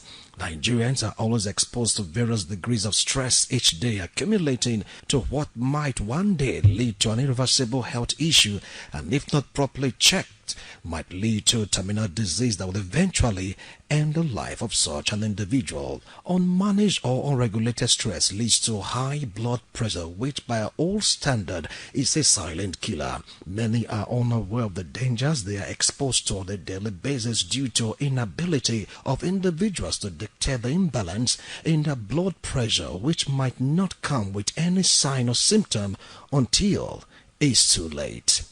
For some, due to religious beliefs, they do everything possible to avoid hospitals. Some have this mental block of what you do not know cannot kill you. Alas, all this means of postponing the inevitable. High blood pressure is a killer disease. In this part of the world, most people are ignorant. You will see an average black people, they will tell you they don't have high blood pressure. It doesn't ring bell. Some say it's hereditary anyway, but most of the thing that's going to be problem, pressure, as the name implies. Because if you are bored and you have a series of problems, you are unable to manage all this problem, your blood pressure will rise. And when it rises to a particular percentage, death can arise. You can go paralyzed, you can develop stroke. So my advice to people today is that don't wait until when you fall sick before you try to take your blood pressure. There are a lot of hospitals today in Nigeria that offer even blood pressure check for free. So I advise people to always check their blood pressure so that they don't wait until when the thing has gone to a stage where they will be running up and down before consulting medical facilities. At my age, I am 15 by now. If I tell you my blood pressure is so amazing. My blood pressure is 120/80. Just like when I go to the hospital and I tell the doctors about my blood pressure, they say my blood pressure look like that of children. So my blood pressure is very normal. The problem a lot of people have is that you see, when we say blood pressure is normal, it's 120/80. It's within the range. The most especially the down one of it is what you need to pay more emphasis to, because the down one, the moment it's above 100, that means your life is at risk. Coping with stress in Nigeria requires active management of economic pressures, traffic and demanding workplaces, effective strategies including setting strict boundaries, practicing deep breathing, maintaining a healthy lifestyle, and leaning on community networks. Professional mental health support is also increasingly accessible through local digital platforms. Managing stress in the Nigerian context involves a combination of personal, environmental, and structural approaches. First, Financial and economic management budgeting. With rising living costs, prioritize essential expenses and strictly cut off non-essential. Multiple income streams. Explore side hustles or digital skills that can be managed from home to ease financial anxiety.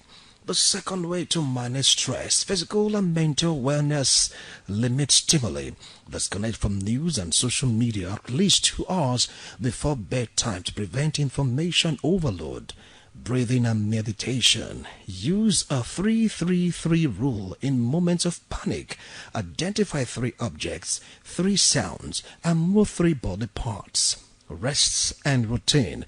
Prioritize a consistent sleep schedule, 7 to 8 hours, and make time for regular physical exercise. For diet, reduce heavy caffeine and alcohol intake as they can mimic or exacerbate anxiety. There is a need for everyone to always go for medical checkup, because we always preach and let the patient understand the fact that prevention is better than cure, and knowing your body health status will enable you know what to do to prevent the complication of some certain disease conditions that are not curable. And the very important one of these disease conditions that are not curable include hypertension, diabetes, asthma, and so many other ones that are though not too common.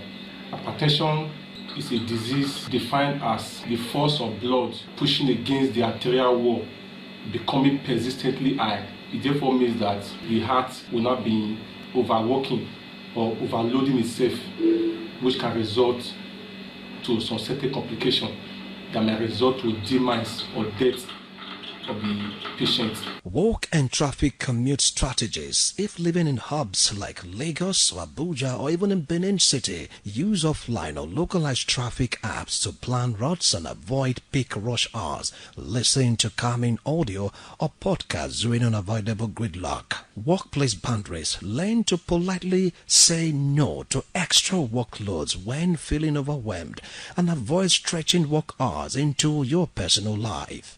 Quite a number of persons are living with hypertension and it's not diagnosed, meaning that they are not even aware that they are living with hypertension until complication will start coming up, which may result to the patient's death. According to World Health Organization, 46% of people with hypertension are living with it undiagnosed. Generally speaking, there are 2 types of hypertension. We have the primary hypertension and we have the secondary hypertension. The primary hypertension is also referred to as the essential hypertension. It therefore means that the cause of hypertension is not identifiable. The cause of hypertension is not known. However, it starts by gradual build-up of the blood pressure until it reaches a level that will not cause the patient to not becoming hypertensive. Other than the primary hypertension, we still have what we call the secondary hypertension. There are some certain disease conditions that somebody may have that will not cause his or her blood pressure to become elevated. For example, people that has adrenal gland tumor, which includes pheochromocytoma or primary aldosteronism or Cushing syndrome, as the case may be. All these are hormonal gland disease that may result to somebody not becoming hypertensive. Totally that people that has thyroid gland disease that may suffer what we call thyroid toxicosis, they can have hypertension.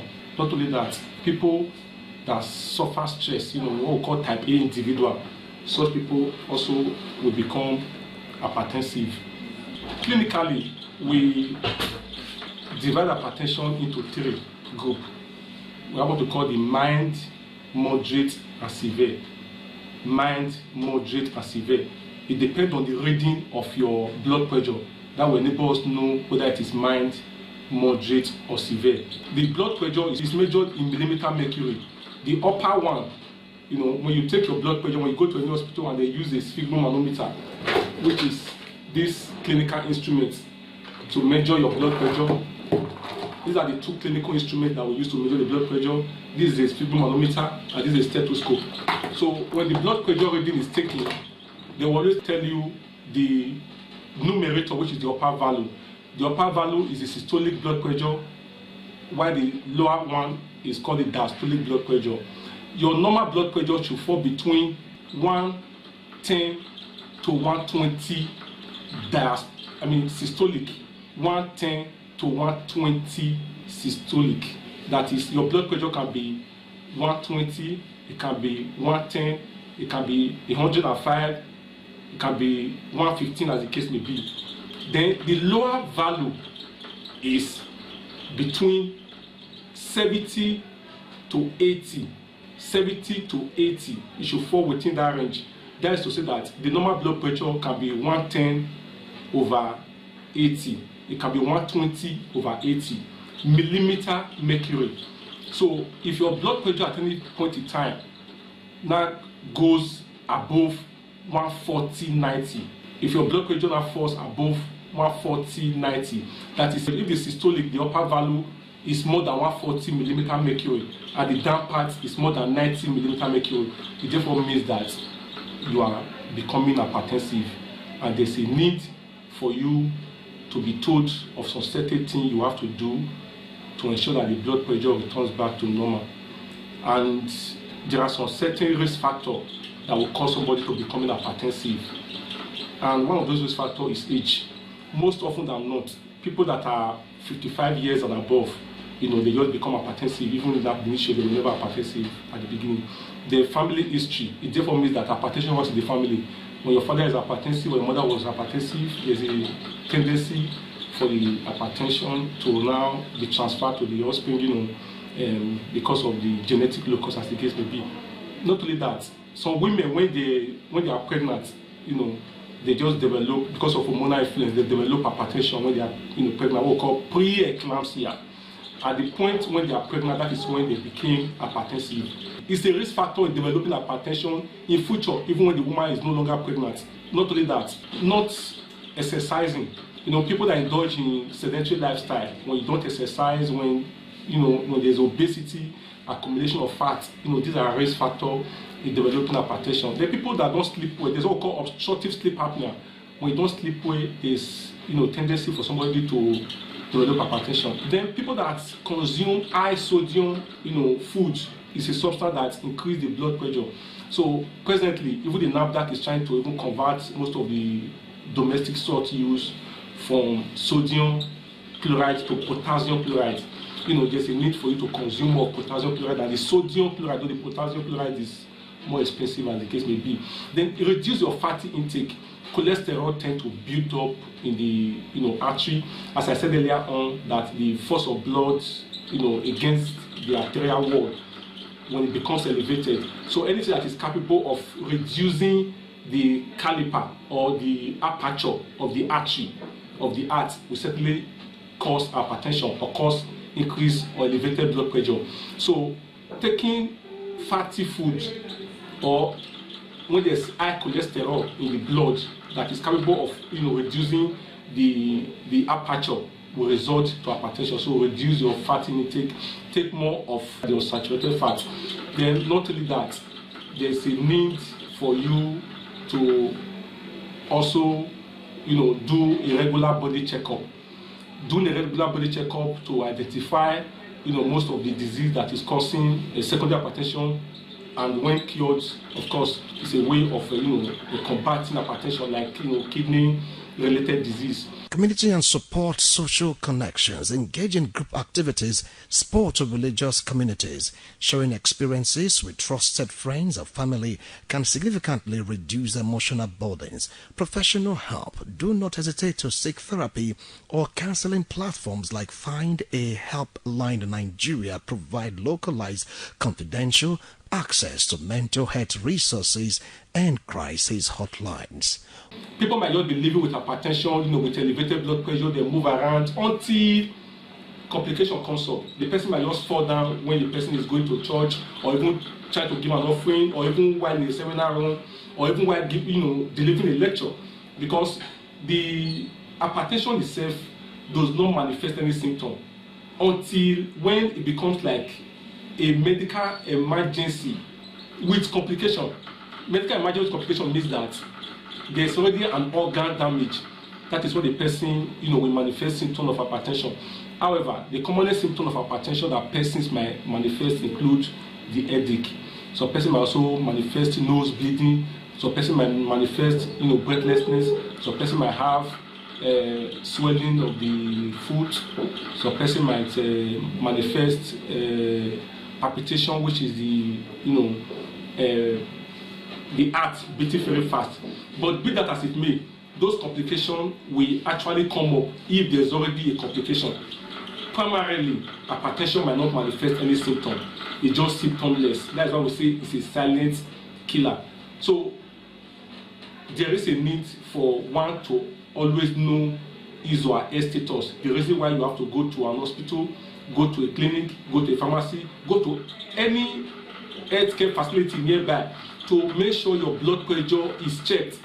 The commonest cause of stroke worldwide, the commonest cause of stroke in Nigeria, the commonest cause of stroke in Benin City is hypertension, where you see somebody just fall down, at the end of the day they come down with paralysis or weakness of the face or weakness of the one part of the limb, which is stroke, is hypertension.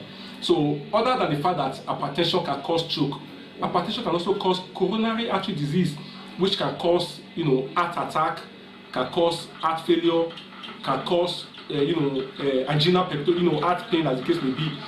Hypertension can also result to hypertensive nephropathy. The commonest cause of kidney disease, chronic kidney disease after infection is hypertension. You can see that hypertension can cause quite a number of organ damage in the human body. Not only that, hypertension can also cause somebody to experience blindness, what we call hypertensive retinopathy. You might just wake up and see that you are having a blurry vision, and your blurry vision might be as a result that your blood pressure is elevated and have resulted to the retinal artery getting burst, as the case may be. Not only that, somebody might also have a complication of peripheral artery disease condition, which may result to erectile dysfunction. Not only that, some persons might begin to have what we call the peripheral neuropathy, a situation whereby you begin to feel some part of your body not working well, or blood not feeling sensation or loss of sensation in that part of the body. That might just be as a result of hypertension causing that complication. Not only that, some person might also begin to suffer what we call dementia, which is cognitive dysfunction, whereby the person lost personality, lost thinking, cognition, as the case may be. All these are complications of hypertension. So you see that hypertension may sound very simple to the hearing, but the complication it may cause to any man may be the cause of death of the person. So when you are hypertensive, there are certain lifestyle modification. Overthinking certainly will cause hypertension. When we were talking about the secondary cause of hypertension, we said stress. When you are stressed because of economic difficulties, challenges, loss of job, marital problem or discord, as the case may be. So when you are overthinking, there is a way your body will not react. Your brain will react. There's what we call the adrenopituitary, reaction. So when you are overthinking, your brain tends to release an hormone which is called the cortisol from the pituitary adrenal cortex axis. So this cortisol that your body releases during stressful condition is to actually combat your stress. But however, the cortisol that is now released to combat the stress will now cause an increase in blood pressure. This is the pathophysiology of how somebody that is thinking, somebody that is overwhelmed with thoughts, brooding, stressful condition will become hypertensive because of the cortisol that is released. Lifestyle modification that one can employ to combat being hypertensive include do endurance exercise, ensure that you do exercise. Then you have to eat good food. Eat food that contain potassium rather than sodium. A very common food that contains potassium include avocado pear, eat potato, eat banana. You know, these are food that can help to, you know, combat and reduce your blood pressure, as the case may be. Then not only that, reduce your alcohol intake. Excessive intake of alcohol can cause hypertension. So when you are hypertensive or you have been diagnosed to be hypertensive and you are still indulging in alcohol, there's a need for you to reduce your alcohol intake. Not only that, if you are obese, obesity is a risk factor in developing hypertension. Try and burn down your fat. Reduce your fatty food intake. Take more vegetable, take fruit, take water to burn down fat. Burning down fat, reducing fat in your body is a way of preventing hypertension. Not only that, those who smoke cigarettes, use of nicotine. Nicotine has been known to increase blood pressure because the nicotine has a substance that refers to as when it is metabolized, it forms what we call the benzoyl-pyrene 7-HDL. All these are substances that is in nicotine or the cigar, which when it enters the system, it has a way of increasing blood pressure for somebody to become hypertensive. So when you smoke and you have been told you are not hypertensive, there's a need for you to cut down smoking. I mean, these are, you know, lifestyle modifications that one can employ in combating hypertension. And not only that, there's a need for you to always have a personal physician, have a personal doctor that will help to check your body. Form the habit of checking your blood pressure once in a month. It's not difficult. Once in a month, you can go to any healthcare center, you can go to any health facility to always get your blood pressure checked and ask them if it's elevated. If it's elevated, you will be told of what to do, because hypertension is a silent killer. You must not have any symptom for you to not say, oh, it's like I have hypertension. Most often than not, people that are diagnosed with hypertension in the hospital, it is because of the fact that they already developed the complication that will make them to come to an hospital for the complaint. For the vital sign, which is the checking of the blood pressure, they will now be told eventually that it's their blood pressure that now resulted to their complication. So always check your blood pressure. Checking your blood pressure is a way of preventing hypertension. Stay healthy, stay good, and stay nice. Once you clock 40 and above, make a habit of going for medical checkup.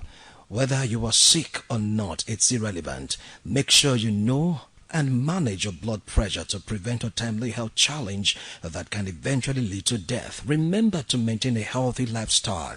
You must avoid eating too much junk food, drinking too much alcohol, alcoholic mixture, smoking tobacco or hard drugs. Exercise frequently, and by any means look for a trusted friend, brother, sister, uncle, auntie, a pastor or an imam, a traditional practitioner when the pressure or stress is too much for you to bear. Wilson or Marshall reporting.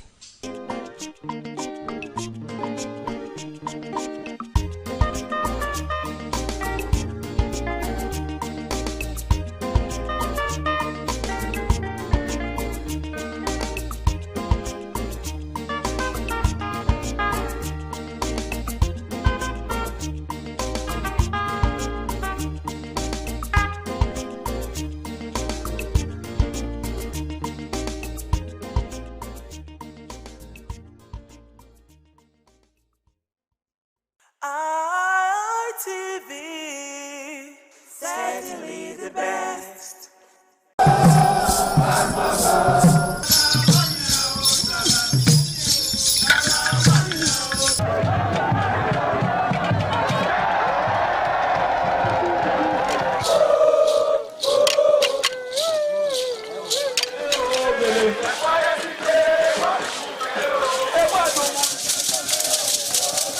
This is Anegbete community, situated in Isako Central Local Government Area of Edo State. It is an agrarian community with united people that promotes unity and oneness for peaceful coexistence. The inhabitants of the community migrated from Benin, the cradle of black civilization, a kingdom where king is truly king. The ancestors of Anegbete saw that age was the main determinant of leadership in the rural setting, and the eldest man in the settlement was regarded as the leader who presided over meetings, and his authority is held in high esteem. To further strengthen this unique system of leadership, Age Group evolved in Anegbete.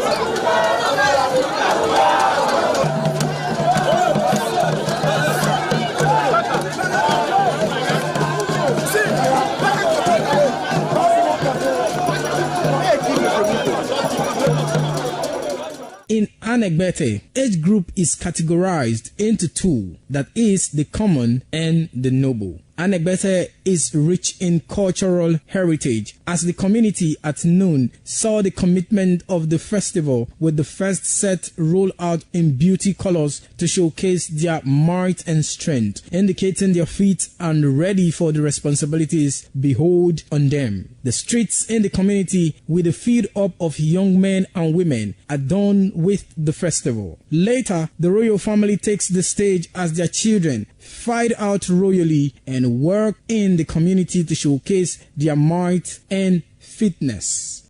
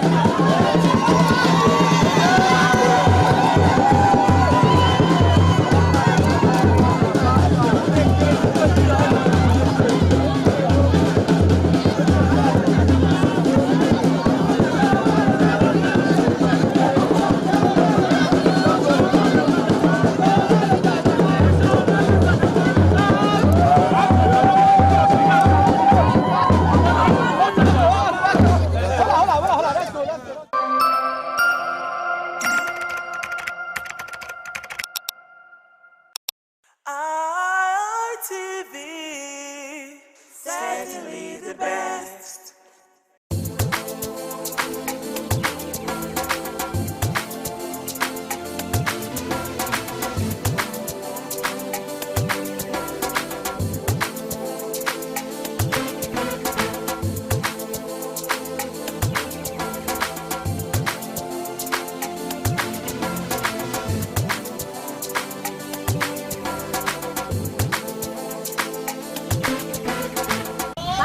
Of old, we could afford pure water for 5 naira. Most times we can even get pure water for 5 naira. But now, even as common as pure water, it is still being affected by the increase in price of goods and services here in the market. Welcome to another exciting edition of Market Survey, an independent television. I am Stephanie Notoniwa, and we're currently at the market to get to understand the market survey the area and also understand the current cost of pure pure water, like I said, it is a common good, and of course it is very, very, very essential to life because of course you need water to survive. So we yet to understand the current cost of a sachet of water. Stay tuned. Water is essential for life. Every day, millions of Nigerians rely on sachet water, popularly known as pure water, for drinking at home, in offices, school, markets, motor parks, and other public places. Over the years, sachet water has become one of the most affordable and accessible sources of safe drinking water for many households. Its convenience and availability have made it an indispensable commodity in daily life. However, behind every sachet water sold on the street and in the markets lies a production process that requires careful attention to hygiene, quality control, and regulatory standard. Before pure water reaches consumers, it passes through several stages, including water treatment, packaging, transportation, and distribution. In recent times, producers and distributors have also had to contend with rising operational costs, including increases in fuel prices, electricity bills, transportation expenses, and the cost of packaging materials. These factors continue to influence the market price of sachet water. In this market survey, we examine the production process of sachet water, the journey it takes before reaching consumers, the current market price, and the challenges faced by producers, distributors, and retailers.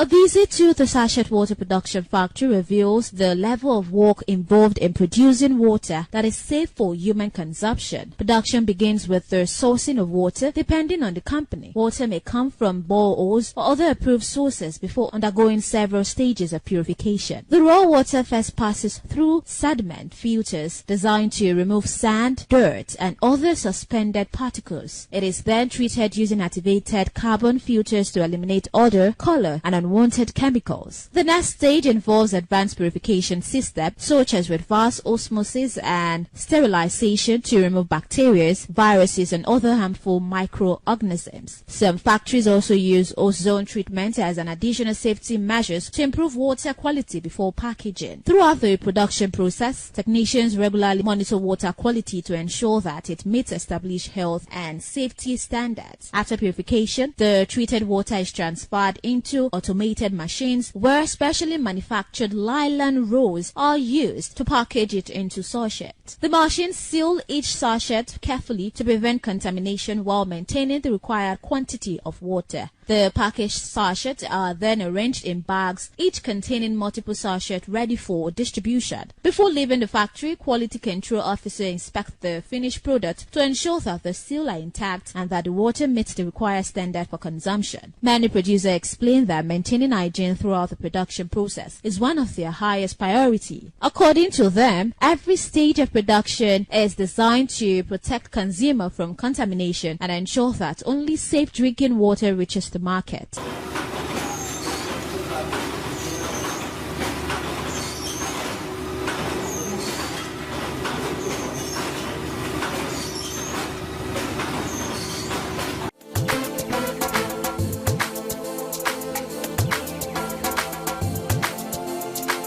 After production comes distribution. Loader trucks and delivery vans transport bags of sachet water from factory to wholesalers, retailers, supermarket, neighborhood, shop, and street vendors. Distributors explain that transportation plays a significant role in determining the final selling price of sachet water. The increase in fuel prices has led to higher transportation costs, making it more expensive to move products from factories to different parts of the city. Some distributors say the poor road condition also increase vehicle maintenance costs and sometimes delay delivery. As a result, these additional expenses are often reflected in the retail price paid by consumers. I have my vehicle, then you bring your vehicle, then we give you the product as a discounted rate, so that we factor in your costs of maintenance of vehicle, we factor in your settling your drivers and other running costs, then and your return on investment.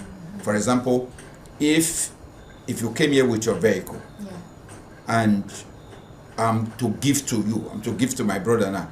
If I'm giving to my brother with my own vehicle for 400 naira, I will not expect to give to you that is coming with your vehicle for say 400 naira.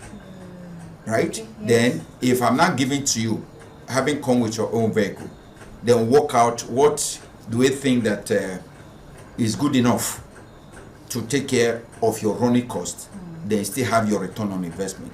In that case, we may agree on, okay, if I'm using my vehicle to give at 400, then I could give you which come with your vehicle for 300 or for 290 or for 310, as the case may be. At the moment now, if you are not coming with your, okay, we are delivering to you with our vehicle, we are giving to you at 500. 500. Yes. So, but if you are coming with a vehicle, and that is something, it depends on the person. Agreement. Yes, because that one is called what we still factor in. Factor in, where is your area? Where is your catchment? Where are you coming from? For instance, if I have somebody within this vicinity that is coming with his vehicle, and there's somebody who is coming like from Mukbowo to this place, it will not make economic sense for me to give both of you same rate. Because you have to, you coming from Mukbowo, we are going to cover a longer distance before you get to my facility. So those things are negotiable, things you can work out.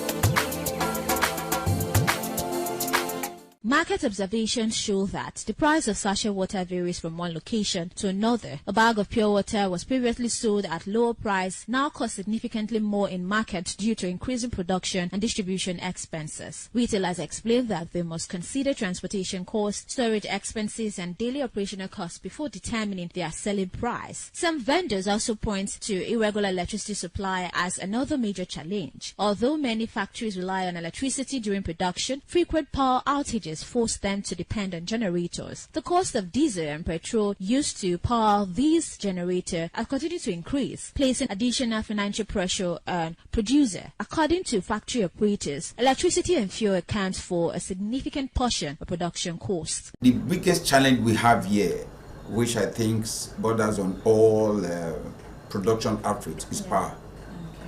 Power is our greatest, for example, as small as this my facility is, I spend on the average 1 million naira to buy diesel. Per day? On a monthly basis, as small as this place is, assuming that we have a constant power supply. So that 1 million naira would have been retained in this facility. So it's a major problem. They also explain that keeping purification equipment and packaging machine running throughout the day requires a steady supply of power. When public electricity is unavailable, generator becomes the only alternative. Another challenge identified by producer is rising cost of packaging materials. The nylon used in producing sachet water has become more expensive due to inflation and changes in the prices of raw material. Getting this nylon to this stage, it requires to pass through various stages. You have to have the pallets that comes in pellet forms that will go through extrusion. Then before we now come to this the sheet form, which you will now use to package. But here what we do, we are not into extruction in my facility here. What we are into printing on what has already been extruded. So we buy the extruded material, then we do our printing on it. For example, Stephanie table water. So you come with your cylinder, then we fill the cylinder on the machine, then we print out Stephanie table water. Still on the same machine, then as it passes through. So that is what we do here. We are just basically into adding value to the already extruded material.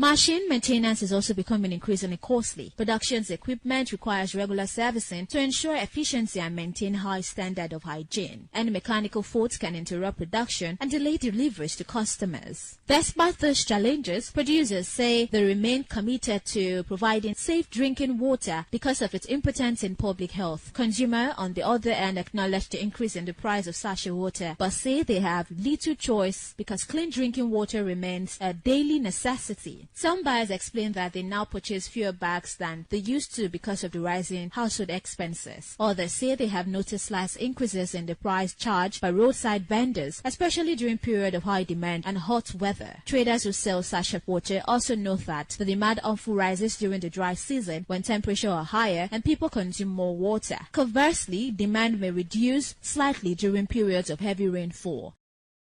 Work on the environment, and beyond that, because most of us, we get our material from Lagos, even those that don't print here, that I don't print for, we already have printed material ferried from Lagos to Benin, to Abuja, to Onitsha, whatever. In the course of transportation, there are bound to be contamination. So at the point of your usage, that's what we have, sterilization, because your production material machines have to be sterilized in case there are contaminants on the material. So by the time it passes through the machine, those ones are taken care of. Basically, everybody wants to sell the way he or she bought, right? And this business is weather driven. It's weather driven. If it was in the dry season, you came here, you wouldn't have seen these vehicles here. But because it's weather related, we're in the rain season now, so consumption has dropped. If I ask you now, maybe you have drunk one sachet or not up to, or not even up to a sachet of water. But if it was same time during the heat period, perhaps maybe you would have drunk 2-3 by now. So it's a function of weather. During dry season, then there's a pickup, and as there's a pickup, then the prices of your goods equally tends to go up. It's simple economics. When there's high demand, then there's bound to be slight increase in prices. But when there's low demand, then you scatter through, then the prices of material will probably drop. This market survey reveals that the journey of sachet water from production to consumers involves a carefully managed process designed to ensure safety, quality and hygiene. From water purification and packaging to distribution and retail sales, every stage contributes to the availability of one of Nigerians' most widely consumed products. The survey also highlights the challenges confronting producers and distributors, including rising fuel prices, transportation costs, irregular electricity supply, increased packaging expenses and the cost of maintaining production equipment. These factors continue to influence the market price of sachet water and the operations of businesses within the industry. Despite these challenges, sachet water remains an essential commodity relied upon by millions of Nigerians every day. As producers continue to improve production standard and consumers demand affordable, safe drinking water, stakeholders hope that better infrastructure, stable electricity, and reduced production costs will help ensure the continued availability of quality sachet water at responsible prices. The survey also revealed that producers are facing increasing operational costs from rising fuel prices, transportation expenses, electricity challenges, and the increasing cost of production materials. These challenges continue to affect business operations and contribute to the changing market price of sachet water. Consumers, however, continue to depend on sachet water because of its convenience, affordability, and availability, making it an essential commodity in homes, workplace, schools, and public places. As efforts continue to improve production standard and expand access to safe drinking water, stakeholders hope that supportive policies and improved economic conditions will strengthen the industry and ensure that quality drinking water remains within the reach of every Nigerian. We've come to the end of today's edition of Market Survey, and of course we've looked at the current price of water in the market, and we got to understand that one sachet of water is sold for 15 naira. You get 2 sachets of water for 100 naira. So we also got to understand that seasonal changes will affect the increase in demand and also the increase in price. And that's it on today's edition on Market Survey here on Independent Television. I am Stephanie Notowo. Thank you so much for staying tuned.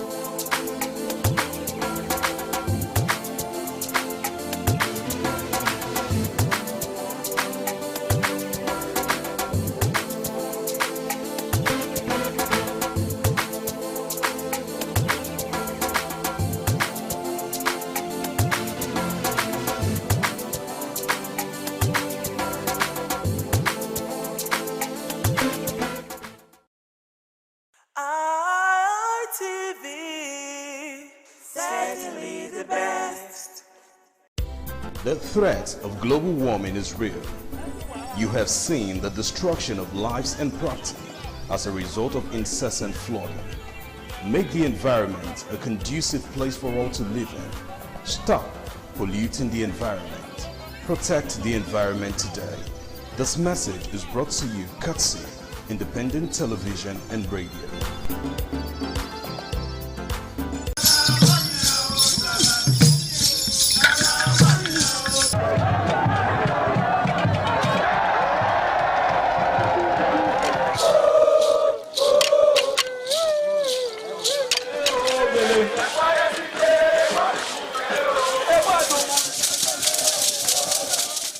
Some days, there comes the Ugemobo Festival, which the Oba celebrates outside the palace gate. A pavilion is built of red cloth where rites are performed to drive away all evil spirits still unsatisfied by the year's sacrifices. The Emobo Festival is to commemorate an event in Benin history which dates back to 1504 AD.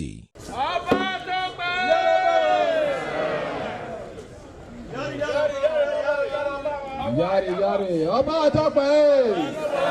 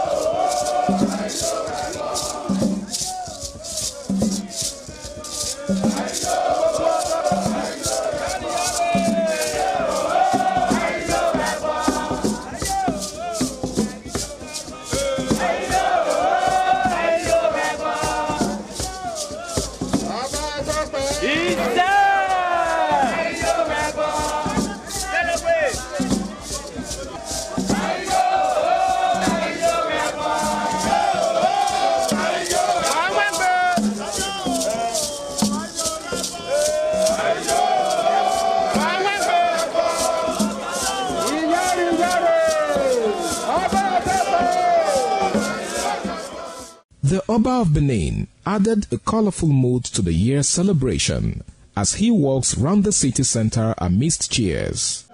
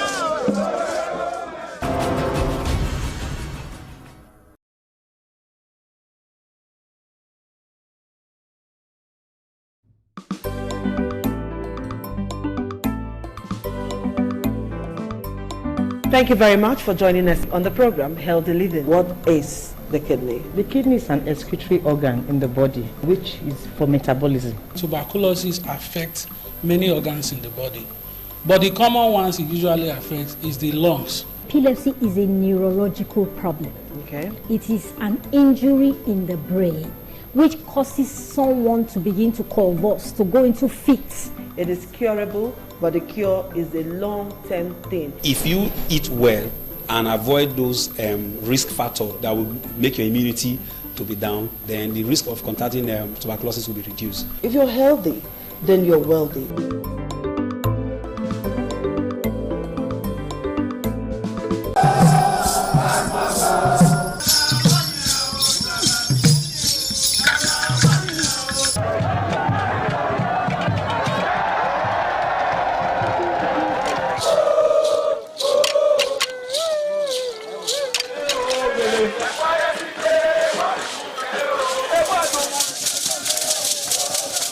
This is Aqua Game, a popular game in Africa played by our ancestors to entertain themselves after each day of farming.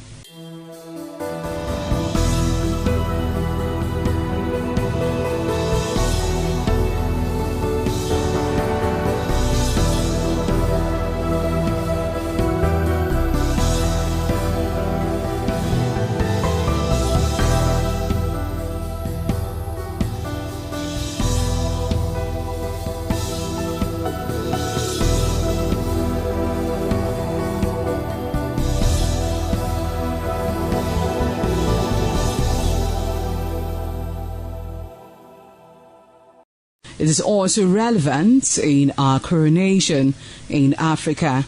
It is a sport and indeed very interesting, as every seed had a role in the game.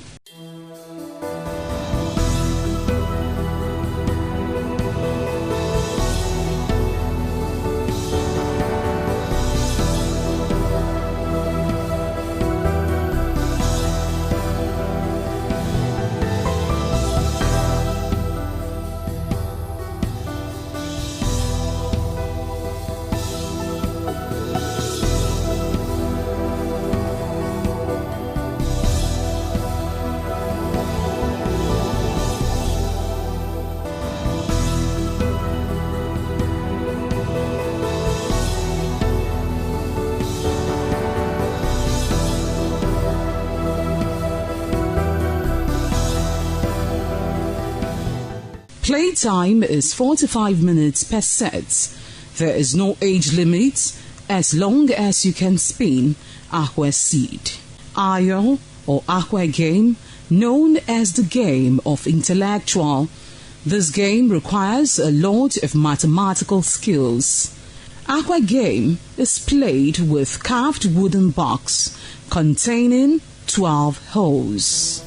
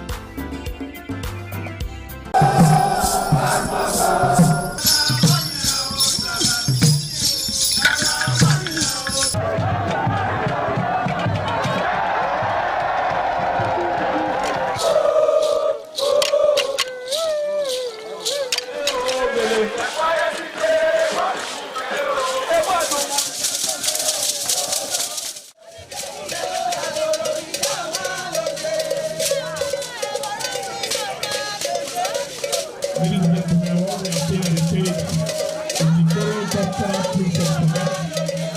On the other side, we have the National Boys. The National Boys, we don't know what we want to do now. We are bringing upstairs. We are at the first floor. We don't know if we are going to do the second floor.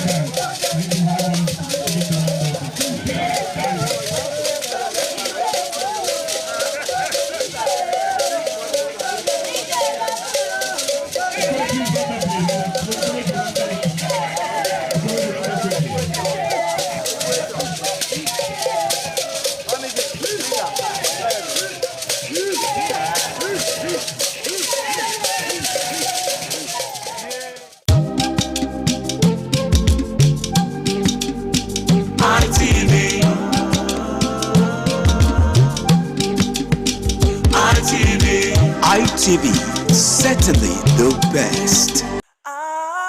ITV, certainly the best.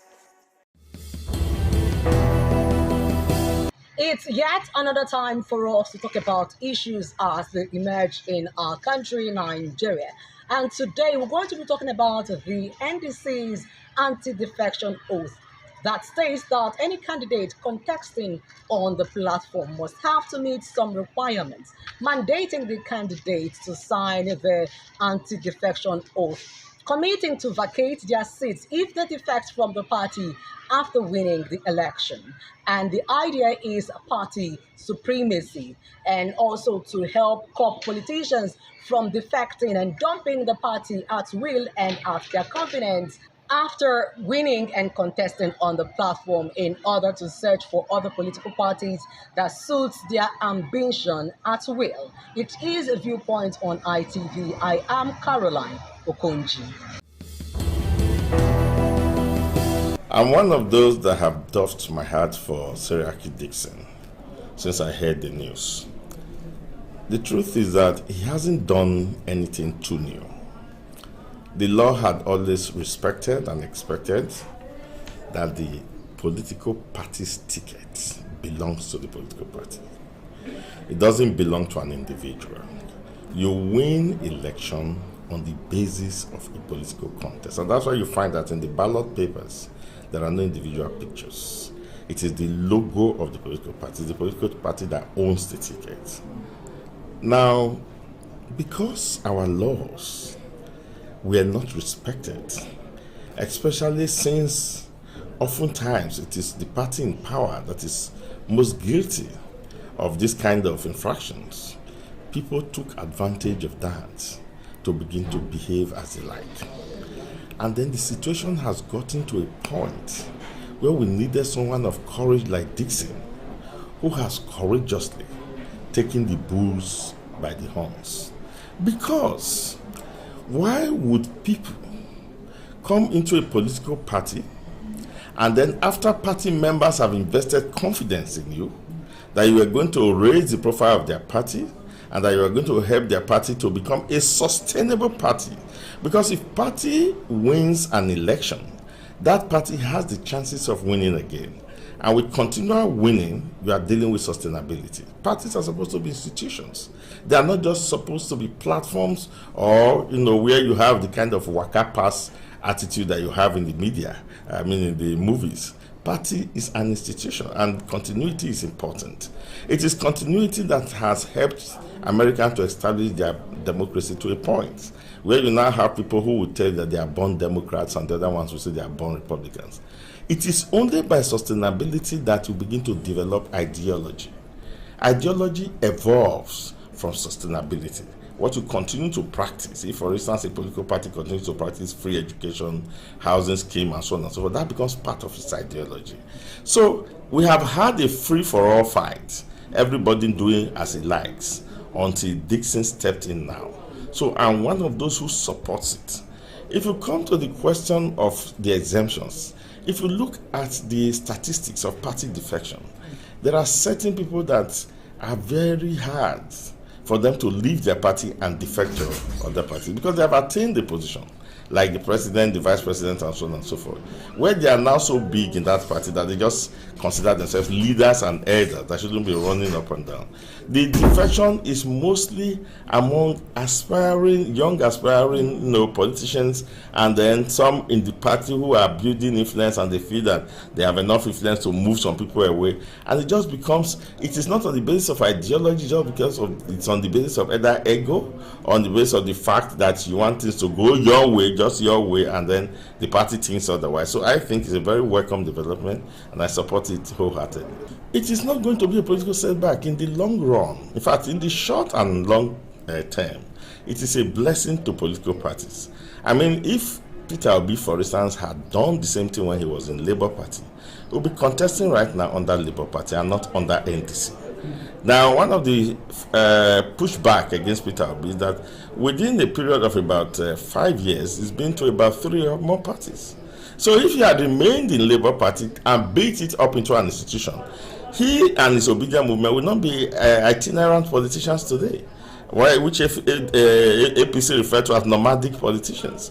That is not by any stretch of imagination a better option than if you remain in one place and you build it into an institution. So what Seriake is pushing is that you have to build political parties into institutions. They call it movement, and then maybe they probably interpret it literally that you have to keep moving. When you say it's a movement, you simply mean it's a particular organ that at that moment is driving an ideology. The moment you now achieve power, you establish that ideology and build it into a sustainable institution. So that's what Seriake is pushing, and that's what I think is the best thing that has happened to our political parties and political environment for a long time. I'm going to push and advise and insist that our party, the ADC, would have to come up with that kind, because I would ask ADC to push so that it will affect the other political parties to also have that in their law, because we don't want many people rushing into the ADC. We want those who were there, who struggled to win the elections, to also be the one that would establish, because they believe in the ideology of the ADC. That's why they are there.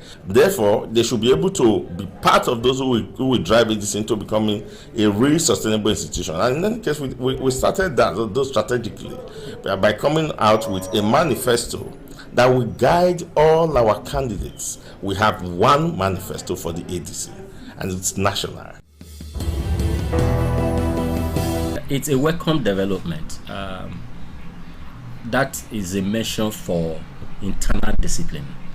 The political parties in Nigeria should enforce that internal discipline to curtail the excesses of our politicians who tend to decamp from one political party to another when the parties do no longer favor their interests, most especially when they won election in that particular political party.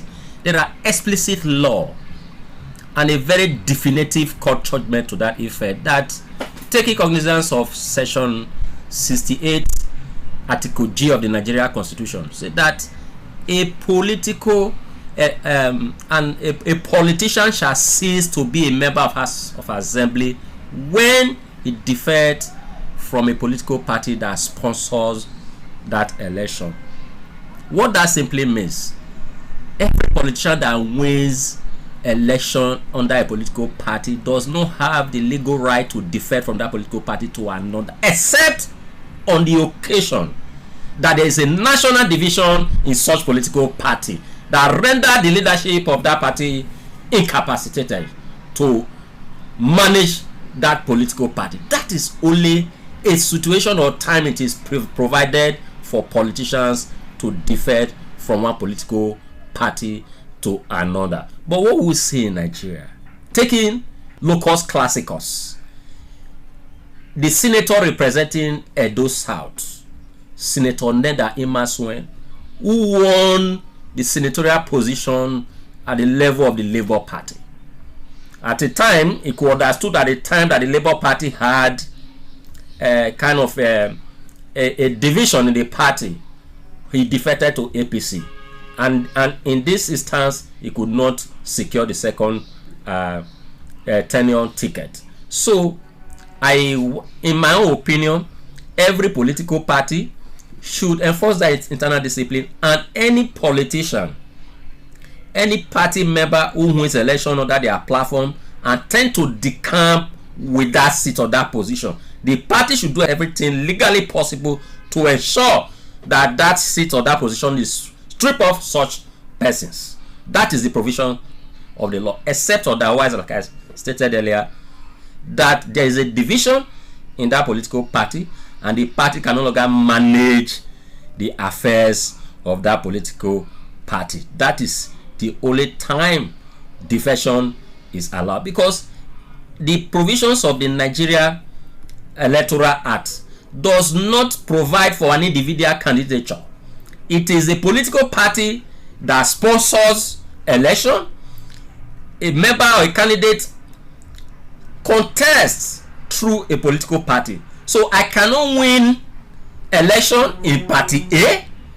Tomorrow I defer to party B when there is no crisis in my political party. The law has coherently and explicitly states that at such circumstances I will vacate or fulfill that position that I won under my political party. So that is the position of the law. So it's a welcome development, and I want to appreciate such measures to sound that a warning to those that are defecting now, because the reason majority of the politicians are defecting is not because they want to serve Nigerians. It is because they see it as a new platform they can use to cling to power. And having clinged to power, if that political party does no longer suit them or please them, they move out. So that political party should ensure that it is a very stringent measure to ensure that when they win, they don't decamp with that position. And I also urge our political party to do the same.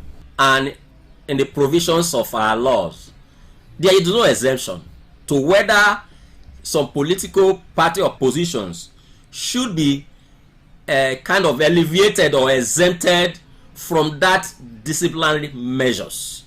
The law did not say the president have the powers, or the president or the vice president of a country can decamp from his political party to another party because he's the president or vice president. No. There's an equilibrium for all Nigerians. This equal rights.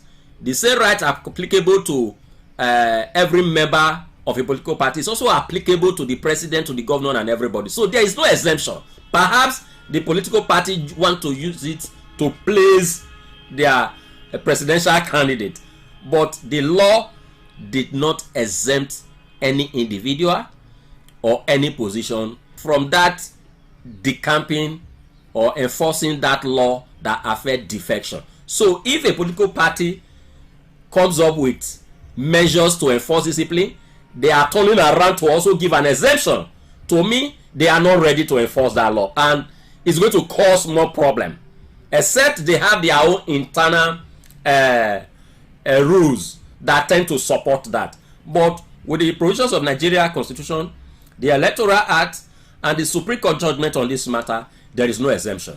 So I advise NDC, If they want to enforce that discipline, they should enforce it across board without kind of trying to give some persons a special preference, or without inequality. There should be equality and there should be equilibrium, because equal rights across board. It's funny and it's laughable.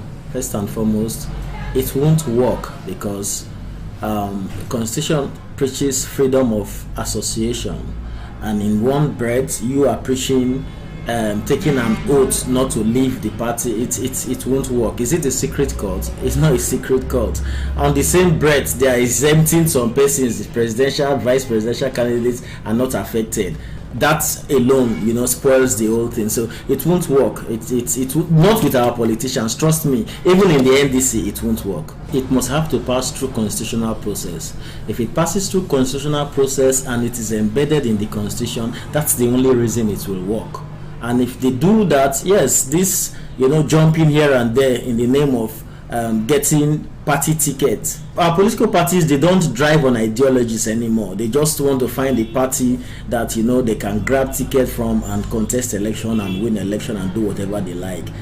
So no ideology. All the parties, there is no ideology, because everybody in all the parties, they are neither in PDP, APC. They are all one and the same. So if it's done, if it passes through constitutional process whereby that okay, if I get into this party, it is for life. The constitution has held me there for life. It will be fine. It will work. By so doing, there will be ideologies. There will be discipline. There won't be this rowdy going here and there. That's the only reason it can work. But as it is, trust me, it will not work. You cannot be working in John Oates and receive salary at the 11th. But however, the party have to strengthen their internal democracy very well.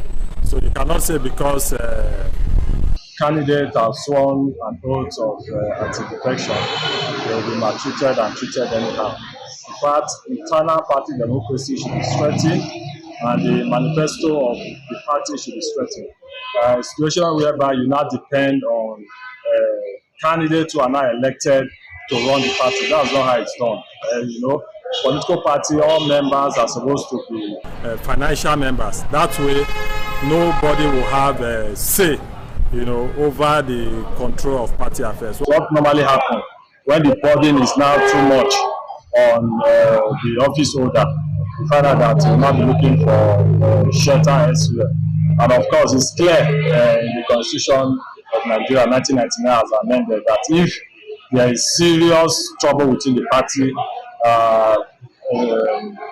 particular member is permitted to leave for another political party. But however, looking at what happened in 2023, where a lot of persons came under the platform of Labour Party, and at the end of the day, before we even got to the primaries in 2027, we've all defected to the ruling political party. So this anti-defection oath is meant to keep people within their party.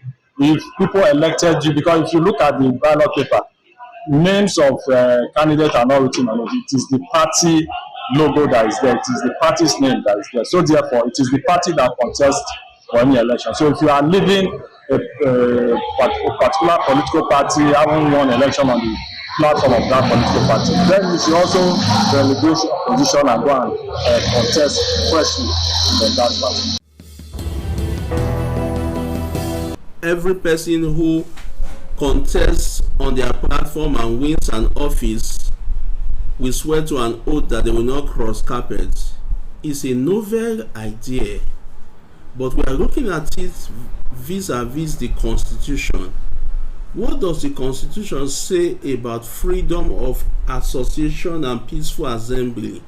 If someone believes that he's no longer comfortable in a particular political party, can he not leave that party? It's a germane issue. Ordinarily, I think the mischief the Nigerian Democratic Congress is trying to cure is very important, because we see politicians cross carpet at will.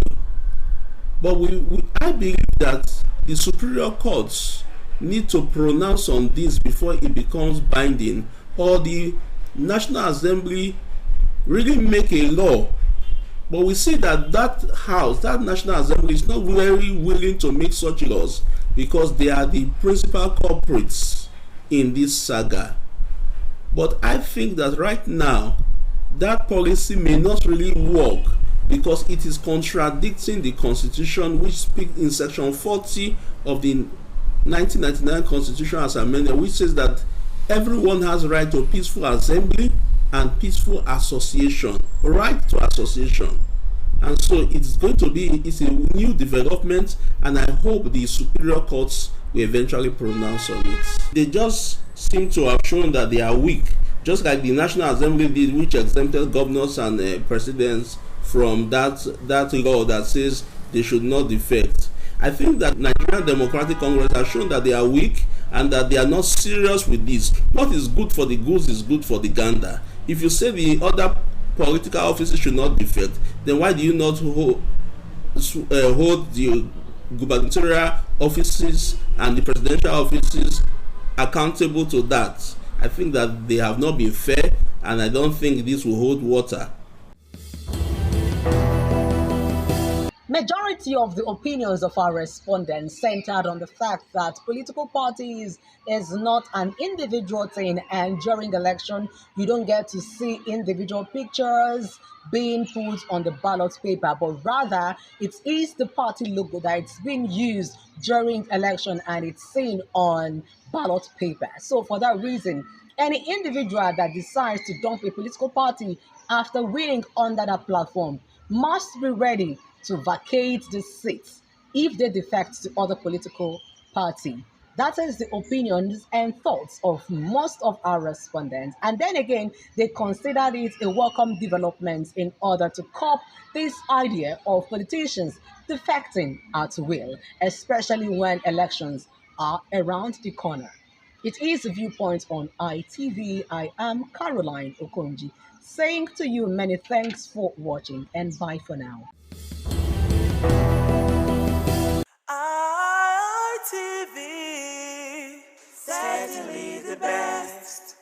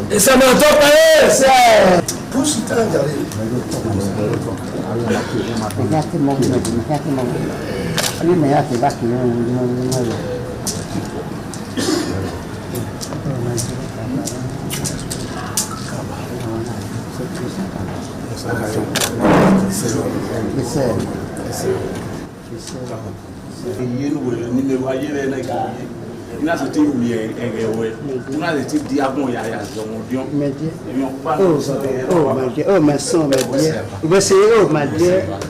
Oh, we're not here.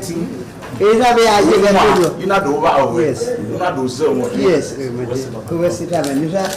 Where's it happening? Oh, it's not here. Where's it? What's my dear? It's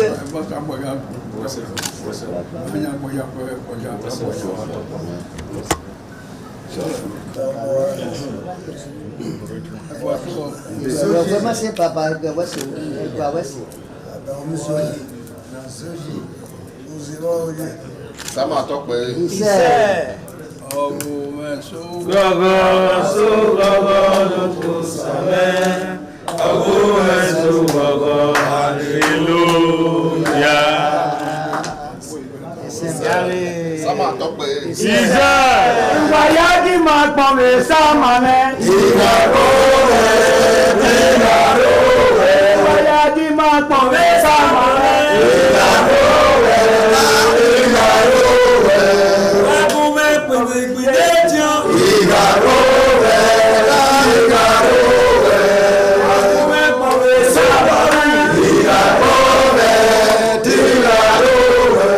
The Esama of Benin Kingdom thanked the new Edion for visiting him and advised them to always abide by the rules and regulations of their new positions. The Esama urged them to indulge in what will continue to bring development and progress to the community. When I say it's your Edion, I wait to us and I know what I will. Iṣẹ́ Papa. Look, Caliban was in a cocoa, that we said. Who paid you? Who paid you? Baba. Eko mwana sewa. Ewa ya lote nete dirwe asewa maboma. Awe huwe dine. Ejo wuhi. Ejo na wele. Ejo na kulupe. Ejo na mnuri ya kwa ewa. Iṣẹ́. Bawi kwa ba. Ojo wuhi.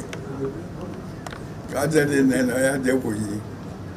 Bawi kwa de wuna no mase lo kai.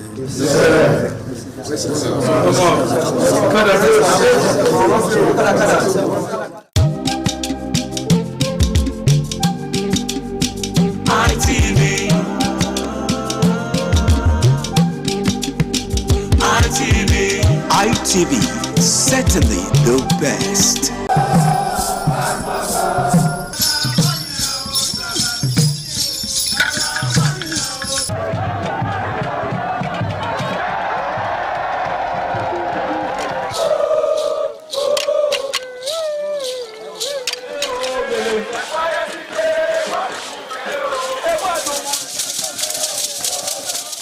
Omonoba Nedu Ukwakolopolo, Ewai II, Oba of Benin, stepped out majestically with loud crowd to perform the Sotun rites of his late mother, Queen Mother Ioba Omoni Ikoyeme, Ioba Ewai II, who departed this world 49 years ago.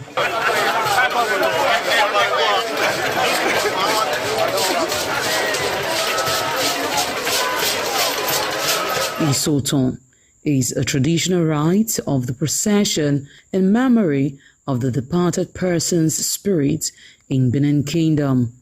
It is usually heralded by public display of the departed person's influence during their sojourn on earth.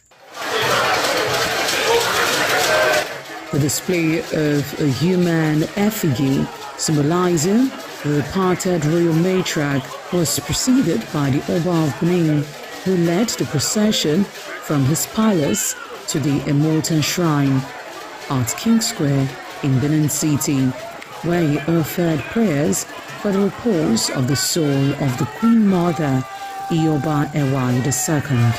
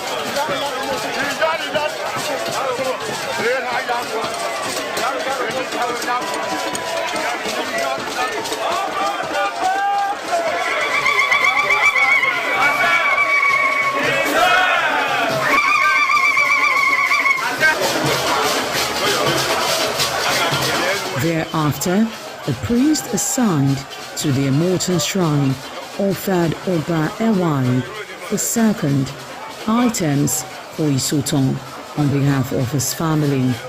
However, Chok, known as Uri, represented a mixed cheer from royal fans after ancestral spirits were invoked to bear witness and announce his arrival.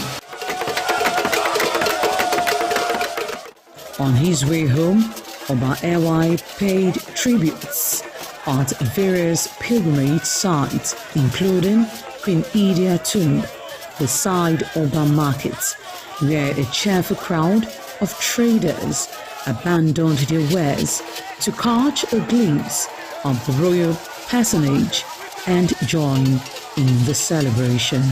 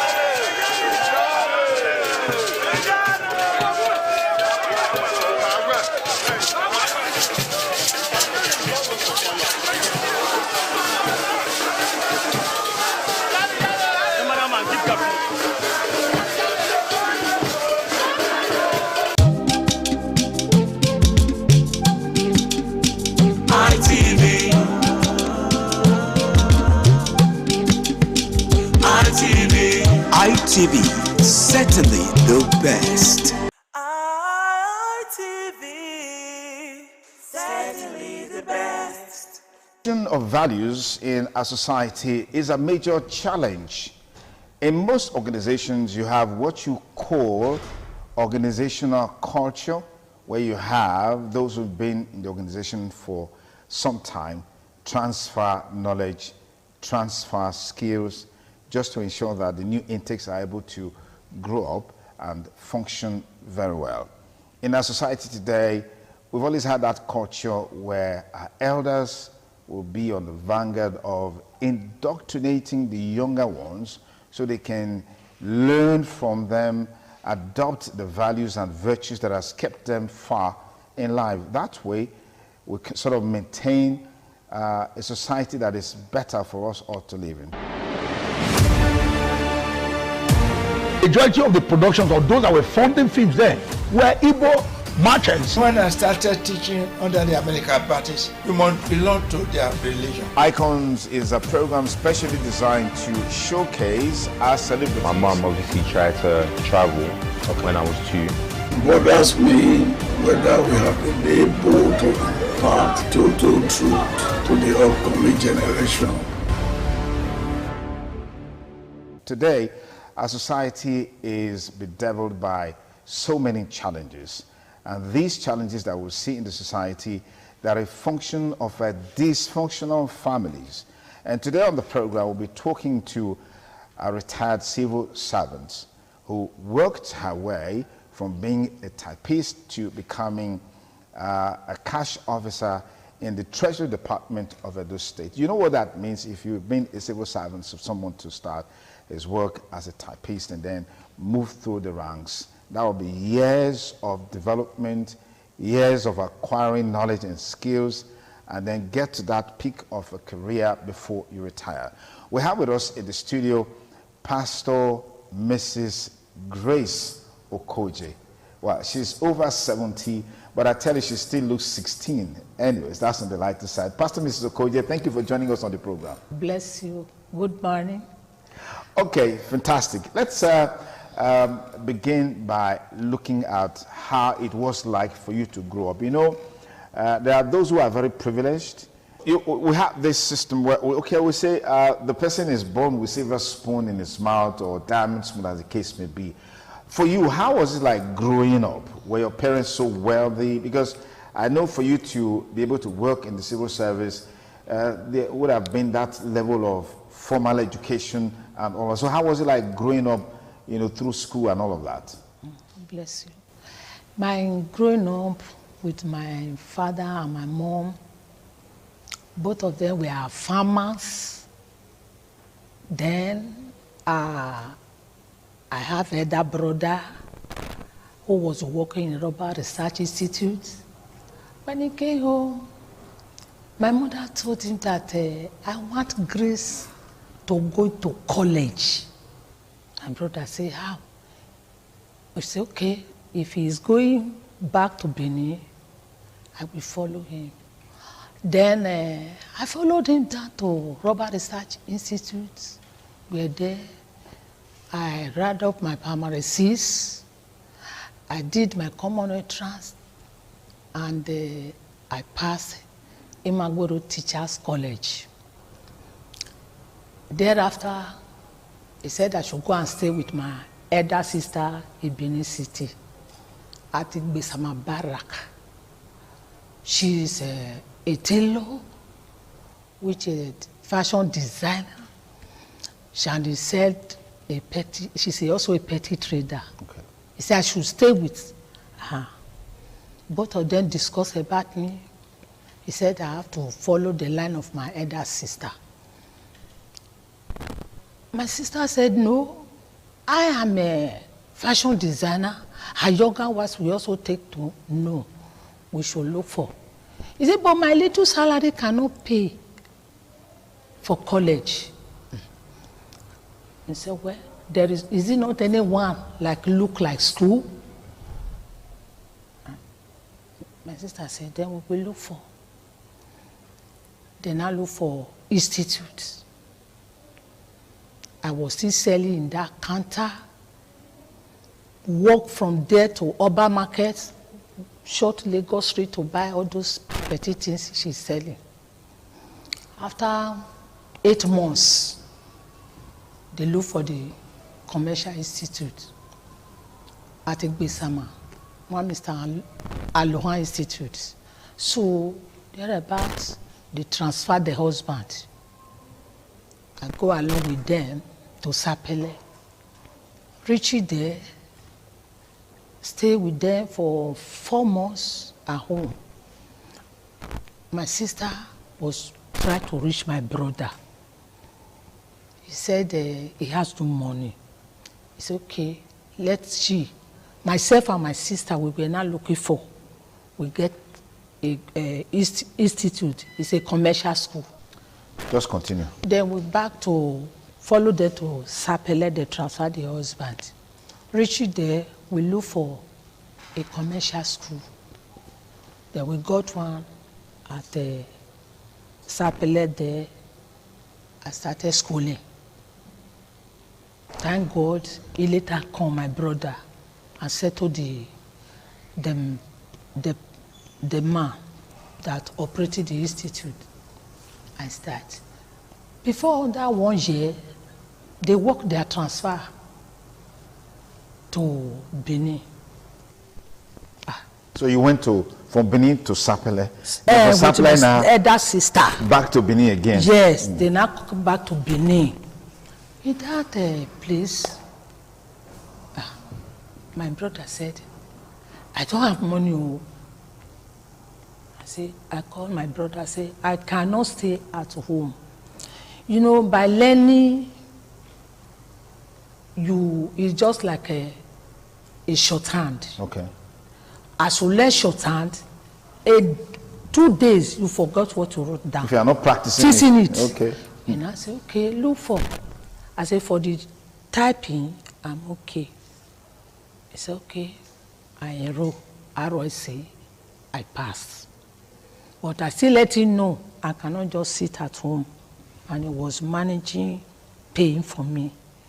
Then there I got a woman come to request for a secretary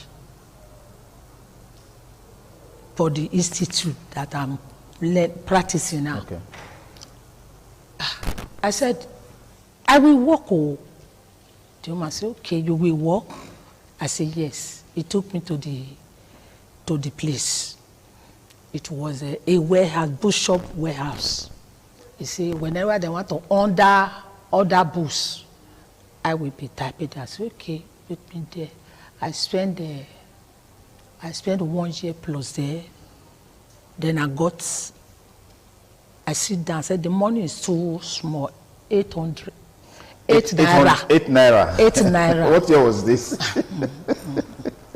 So you were earning 8 naira as a typist? Yes, okay. 8 naira. 1974. I was with a man before I got married. Then when I got married, I now told my husband, I cannot sit down doing nothing. No. The uncle that was working in UBA, he said that somebody is looking for a typist. He said I should go for interview there.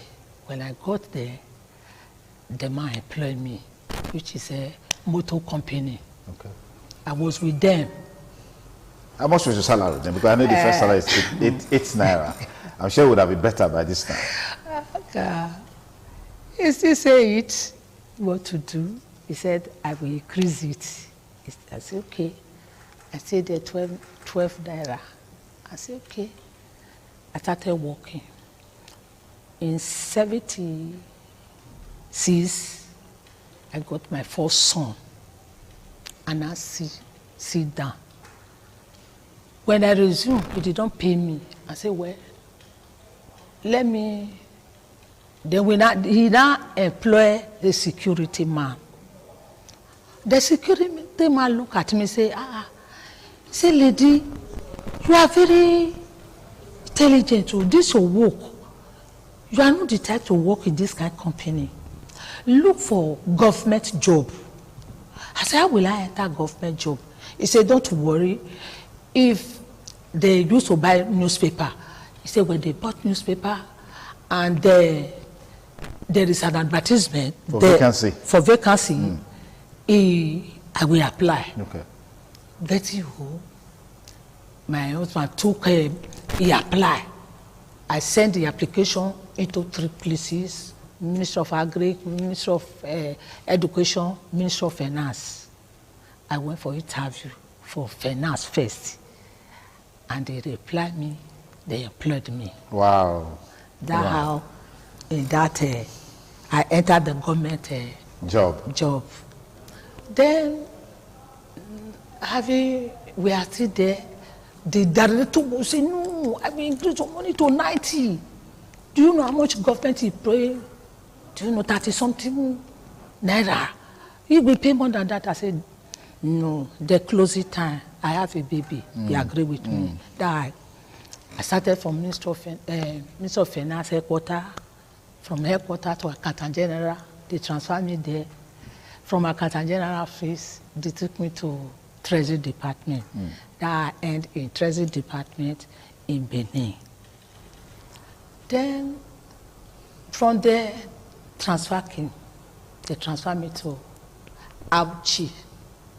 It's a local government. They take me there. I worked there, and I retired. Wow, wow. I will say congratulations to you. Thank you very much. Because not very many people have that honor and privilege to work and serve meritoriously, to even be alive in the first place, and then to also even retire, you know, such a very glowing way. I'll say congratulations to you. Thank you very much. Very interesting story. Share with me those values and those virtues that guided you to be able to work, you know, meritoriously and then retire? What are those values? What are those convictions? Well, I thank God.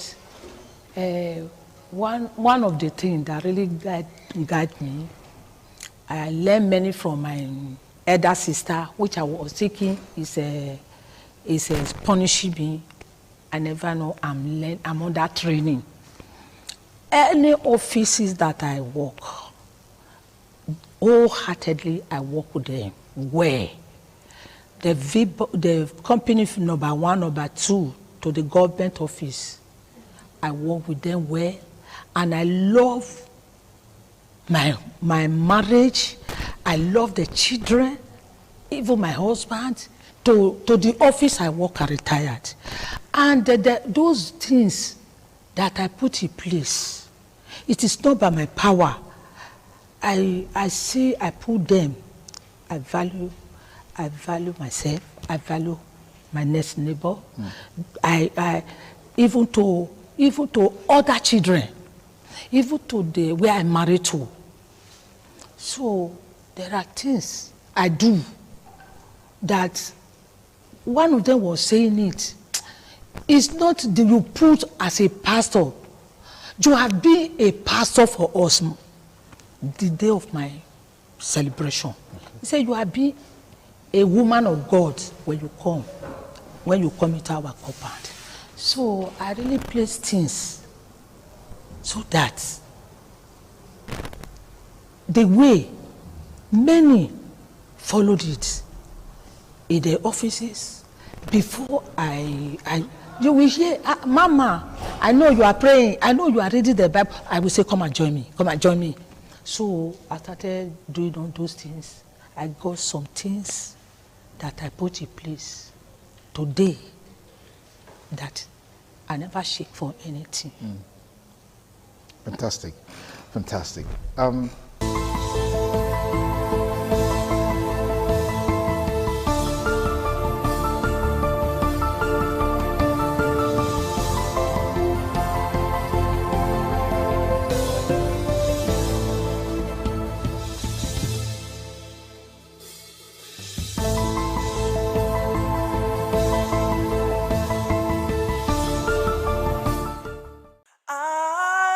ITV, certainly the best.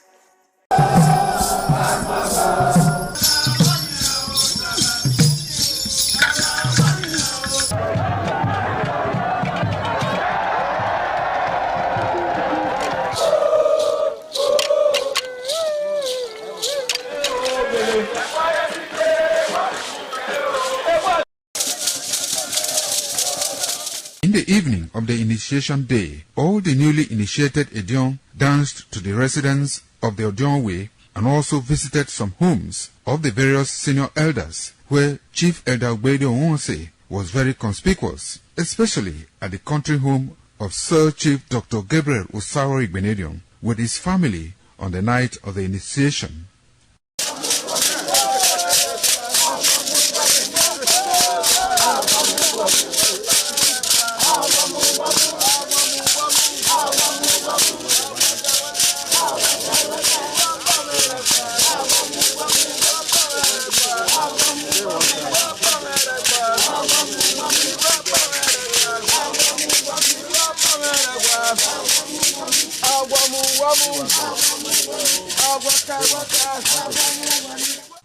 On the following morning, as part of the rites to be performed by the newly initiated Edion in Okada town, the initiates, led by Chief Elder Ogbeide Onwonse, visited the Esama of Benin, Sir Chief Dr. Gabriel Osaro Igbenedion, at his Okada country home residence to pay homage and appreciate him for all he has done in the development of the community, which has placed Okada in world map. They also thanked him for his role in the success of their ceremony. They commended the Esama of Benin as a custodian of Benin cultural heritage and for revitalizing the age-long tradition of the age-grade ceremony.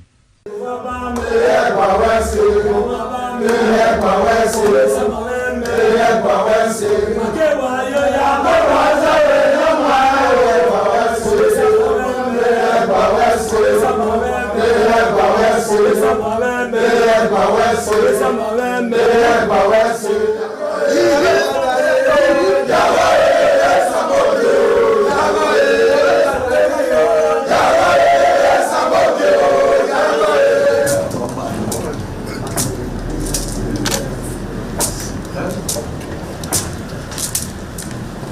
Chief. Was I know what everyone and now anybody. Me away or John. What you told them. Say that they look at you and John. We are Nadia, put you Nadia over here. But yeah, we were in and Babu.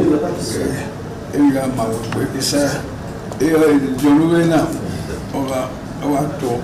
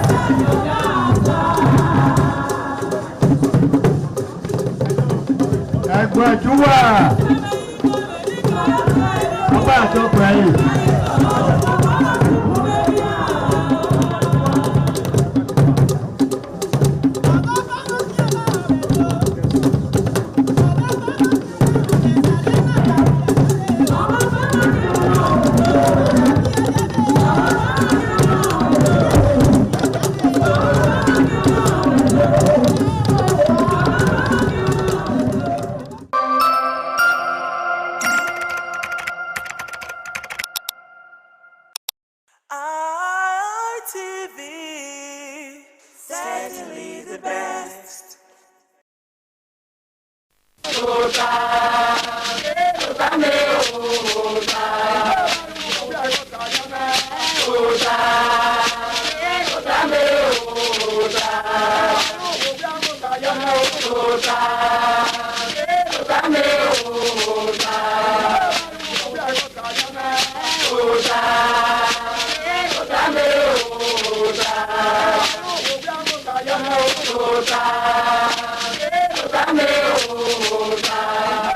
Waya bota la nyuma ugi bota wese ni maadu ugi bota na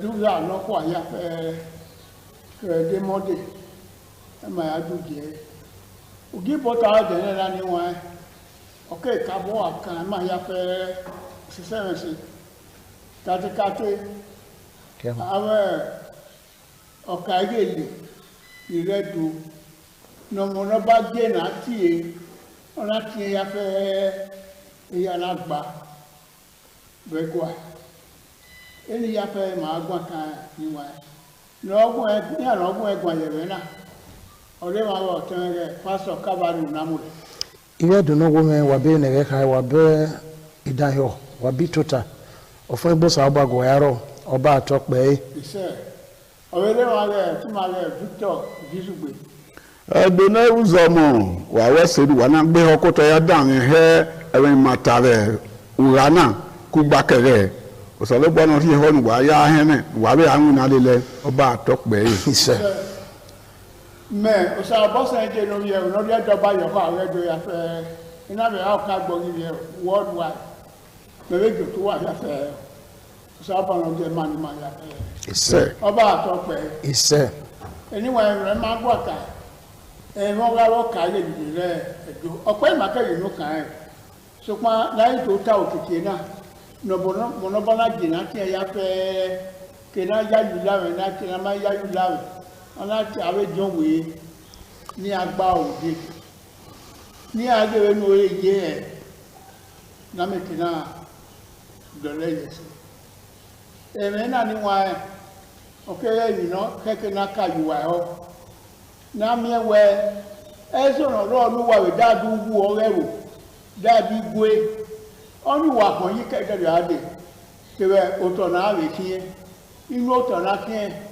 inu ya niye ma ewo wo inu ya niye ma jo we ewo lo jo we ye inu ya niye ma oka ewo no ka oye inu ya niye ma logi ewo logi ye ena ya fe ni wa e ma ho na gwa kan wọ́pọ̀ ìwà ní ẹ̀rùdáwẹ́ ọba máa ọ̀kàlẹ̀ kúrò yè lọ́kàlẹ̀ iná bá máa wọ́n ọjọ́ wé ọ̀ọ́lẹ́wẹ́ làdíá ọ̀rẹ́kọ̀ mẹ́jọwẹ́ làdíá ọmọkẹ́kẹ́ ló fi èkè gbọ́jọ́ wé ọmọkẹ́kẹ́ ló fi èkè gbẹ́wò ní wọ́pọ̀ ìwà ní ẹ̀ èmi ni ọmọdé yọ ní wọn sẹ́yà òtẹ́dọ̀ máa ẹ̀kẹ́ náà láì ọ̀rẹ́ ẹ̀rí náà rẹ̀ èdánwẹ̀rẹ̀ wò láti ẹ̀ máa kẹrọrẹ akẹsọ adé kẹrọrẹ wẹka adé kẹrọrẹ rọgba adé máa ń kúrò tẹ máa la ọrọgba ya kàn sẹ èkó anábùkú anáàrí Ghana ẹwọn àti ẹgá anáàrí Sierra Leone ọrọgba ọyẹn ni yàfẹ wàmí ẹdẹdọ Dahomey ọnáàdé ọnáwẹyẹ ìwọ̀n ẹ̀ Dahomey ìsí Dahomey òbí sára àná ẹ̀wọ̀ Norway kan kó ìyókòrò bí ẹ̀dùn pa ẹ̀yìn àwọn ọ̀rọ̀ láti ìwádìí Dahomey ìsí Dahomey ọ̀nàdò wẹ́ ìrẹ́ ìyẹ̀wò ahóní àti Guinea Republic alákòóyọ̀ níwọ̀n wáyà sí ní yàfẹ́ ẹ̀yìn náà wẹ́ òwú akẹ́rì mmanú wọn ọ̀kẹ́kẹ́ ní wọ́n mmanú wà ọ̀kàrí ìyìnà tí wà bá òtò wà rà ní ìgbú wa pa ọ̀rẹ́ ìwà kí ẹsẹ̀ inú náà ẹ̀fẹ̀ ní ẹgbà ìwà ẹ̀fẹ̀ ní ìgbú wa òkú ní máa hàn sábà ní ìgbòkó láìwọ́n náà lẹ́yìn ní máa tó tọ̀ ní bó wá yìí yẹn náà tó tọ̀ ní kúta yìí ìyẹn arúgbó kó bó wọn àrídè ní àkùnrin máa yẹ gẹlẹgẹlẹ rẹ ní àkùnrin máa yẹ kẹwọn rẹ ní àkùnrin máa yẹ mádàgbáyò rẹ ní àkùnrin máa yẹ ẹni yàfẹ́ rẹ ìyẹn àṣẹ ikó alimagilẹ alilẹwẹ wo ni ma nya yẹ èyí náà yàfẹ anáwó náà gbà wò dé wẹ òye yẹn náà tẹmẹ pásítọ. dọ́mù sá ilé ìdùnnàwó wà bẹ́ẹ̀ náà ká wà dáhùn ẹ̀ mẹ́rin máa ìnáná bí náà yà gùn àkàn mẹ́ẹ̀ ìwìnà ọ̀rẹ́ ọ̀kàgẹ́lẹ̀. nùdáwẹ̀ dèmí zẹ́ nọ̀kàgẹ́lẹ̀ náà rẹ̀ ẹ̀rọ nàrà mìíràn ìgẹ́lẹ̀ veni wa be dion ga itota yo gwe dion a kenana do ikoge no wa ige le na agie ni aya gwe uwu imwane garo agie ni abode no yiyoko oge eruni nu dana mi ewe de mi na iga sunu emi wa edion wa aberima iye seti yo ha iye seti je kenugu je a na ya igo ke na mi ewe ige le lade obona emi wa edioma bi lade oboropa na wa yo bo waruwa o ya de tota oro ara mi ewe ige le mi bu ya fe lo so pin ya me oka lotu na ti oka ige le so pa oka ige le ni ogwe edioma abe ni wa idu iko na ya eni na taba yeke kpayagwe igele duko we ene no la dia be ikeni wa no de na ke o geni sokma aga zema no ga ke o asefeni no ya bode opiano erike na dionia o etochi no no ya ka bode wa bi eri yesu no isun rania ke be meme odomo ya sun re asefeni bun e mo domo mu nania ni buna yi mi we ya duya mu na ke kidnapping e ka gele no ra asefeni wa vigele la wo abe owe aba video abo we aba la wo ai te miere e yon domo mu ni kian se ke wa ya se ke oba agwali amune iya ile se na ni amua iguna ka gele ba asefeni bun ni edioma woni ojo we woni ozugboge da woni ozugboge ya woni na la wo emeri mamu no ba na doku apolopolo runda eti wa we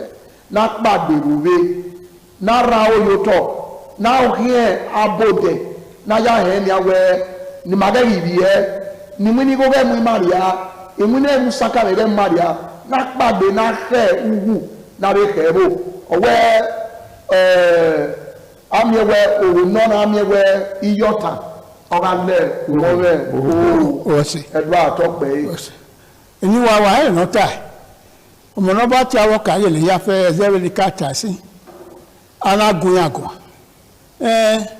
na ta mi ya le dado e kekene uwula e dado ka ye le wa no o kekene wa to bu wa re kugbe wa ya ame ko ni wa do o me kekene wa na do e wa ya kian e ni wa e ko so wo wa ya ne wa e ko so to ni wa kian ya ne ba ya koko gba oge ekenu wo re edola otoro Edo State que katikate Benin City de kinola no de kan au désert s'appelait Baron au désert minare gelegele au désert ni ya fe ayamu mami ma enya ne wa so nya we nya ba nya mi mai esoro wo wedere wo ka o gelegele nya ma ko na mo yo wa gelegele iko eni were ba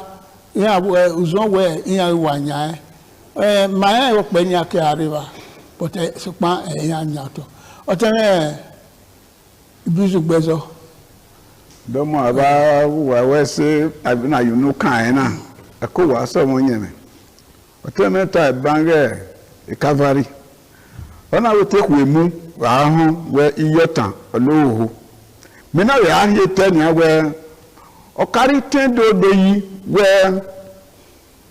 epin emu ewe idun ewele me gbe ye na ni iyotan na do alo epin na do amu ewe idun ewele bo se gbe ibe ni ana ofuwe no a atileri o ano a amati eni kwaro no a ra o ha mu me no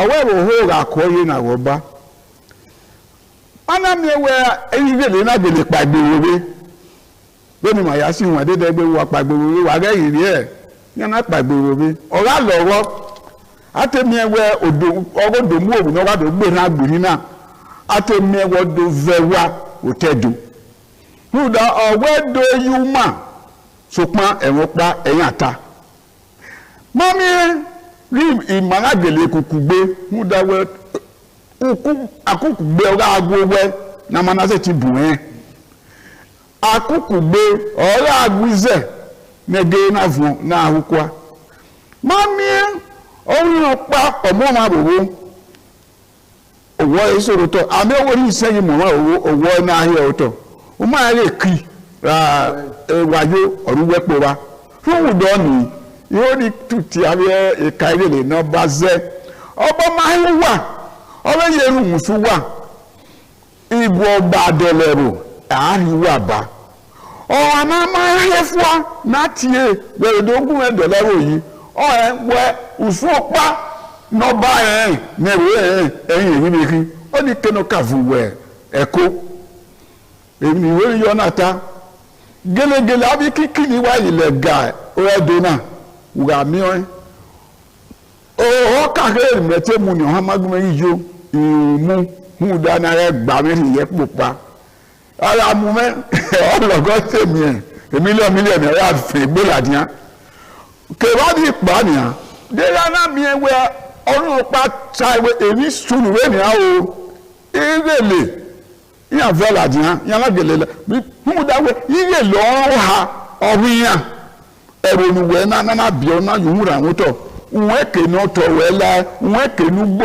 ewe ra yo oro tun oro e ma we oro de gbe ni ya oru ni se ti o ha ni so we e se ti e we se re oru ni la yin e wo so ma na so o moto nwe wo moto oro yeke rudo ni wala ho enyi me no ma de yu vie mi wa kiegbe wo na go ba do lewo yi oba atokpe ise ẹni wọn ya ìwà ìmàtánà àwọn kàwélè ẹwà gbọ́gbọ́gbọ́n náà ọ̀sẹ̀ gbígbélé ewọ́ ọ̀sẹ̀ gbígbélé ewọ́ ọ̀sẹ̀ gbígbọ́ ní àníwọ̀n ẹ̀ màná tánà ní ìwà kúgbe ẹ̀ kàwọ́ kí àwọn ìdùn ẹ̀wọ̀n náà kú wẹ̀ náà kàwélè ọ̀rọ̀ èwè yé ǹdẹ́ wà gbìnlẹ̀ bá mẹ́ wú ọ̀rẹ́ dádọ́rẹ́ ẹ̀ kìlú wù láì wẹ́nu wò wá fíì bọ́ọ̀lá ọ̀kẹ́kàn where wagwe hon ko wo wa marie hana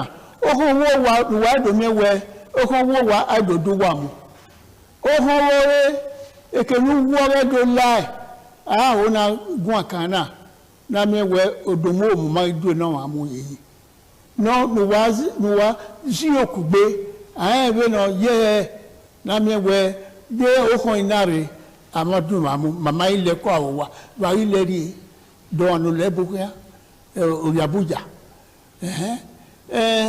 ma dolu wayi mo lo bayi ta o wa dole ni wa to logo de yi ma ya kan ko re gene de ya ye ro yen re ni bu wi ne so para gwa lo ara mi o mi ni no ro amio na ya mo egbe nu we ya ro ere udo ya ago oge fa kan wo wa bi dun wo wa be wo ọmọsùnmẹ̀dẹ́ ǹda ọba ọgbà ọ̀rẹ́ ìmàyàfẹ́ rẹ̀ ìnáwó náírù ẹ̀hárù kátíkátí ọ̀rẹ́ náà sùn sí rẹ̀ ẹ̀wò náà òṣèré gbúwà ìmọ̀wá inú wà dádọ́rẹ́ yíkú gbàgbá lúyẹ ọgbà náà mẹ́wẹ́ òkú gbanuwárì gbani ara rí osisi dàwẹ́ ẹ̀bàwẹ́ ara rí ọpẹ́ àfihàn ọmọ ẹ̀rẹ́ ìnáwó ẹ̀ ẹni yàbù ní anáwó kórè ọpẹ́ àrí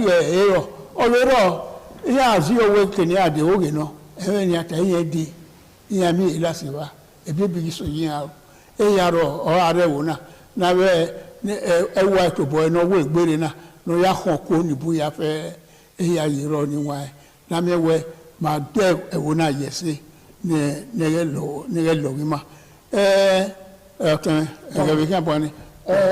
ẹ̀dùnú pẹ̀lú èdè òwe ọ̀ka ẹ̀rù kébẹ̀ ọ̀ka yẹlẹ̀ òsànwódò ayéwàwẹ̀ òun ta ni dasefẹ́ ni òun ta wúwẹ́ gbéraga ọgọ́ fúwé náà nùdá erima mọ̀nà bá ní dókó àpọ̀lọpọ̀lọ wọ́n rí zẹ̀ ọ̀ka yẹlẹ̀ òsànwódò azọ́dì òwe anamiẹwẹ ọbawẹ gbé zọkàw a enigi le la se fẹn ya òtẹdo bí nàá ya dọlẹ wòyí ẹyẹ nọ ẹyẹ nàá ya fúwe òtọ̀nàdó bíwẹ̀ bí máa wá agẹgẹ fúwe akìnyẹ ne ya ariwo yẹ kpò bí nàmánà bẹ wẹ oligi bẹ zọ ẹyẹ màá sí òtẹwò nga ẹgẹ yẹ dé nàá ya miẹwẹ ọ̀gágisẹ́rẹ̀ èmọ̀nà oríde wa do awúrẹ́gbẹ́ bui káwẹ́ a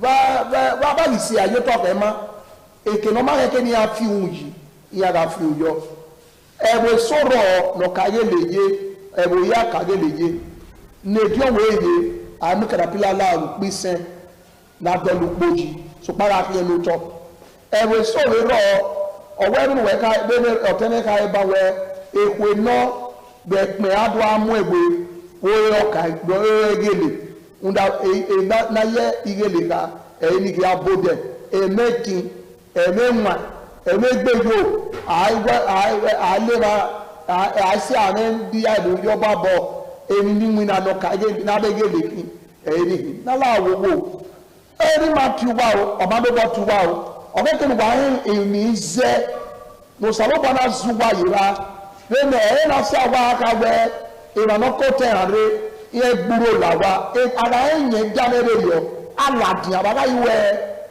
na rijena ari ni ma no hode no wa bode ebe ne de da dudun ake ode da de wa hode so de da de wa hode ni meje ugbokun gi e wiki ni ugbokun dare one ebe so wa ro ugbokun gbe agbo gbiyan ojira alara ya dunya ni ifano ibiere la bi e imuna ni amuna be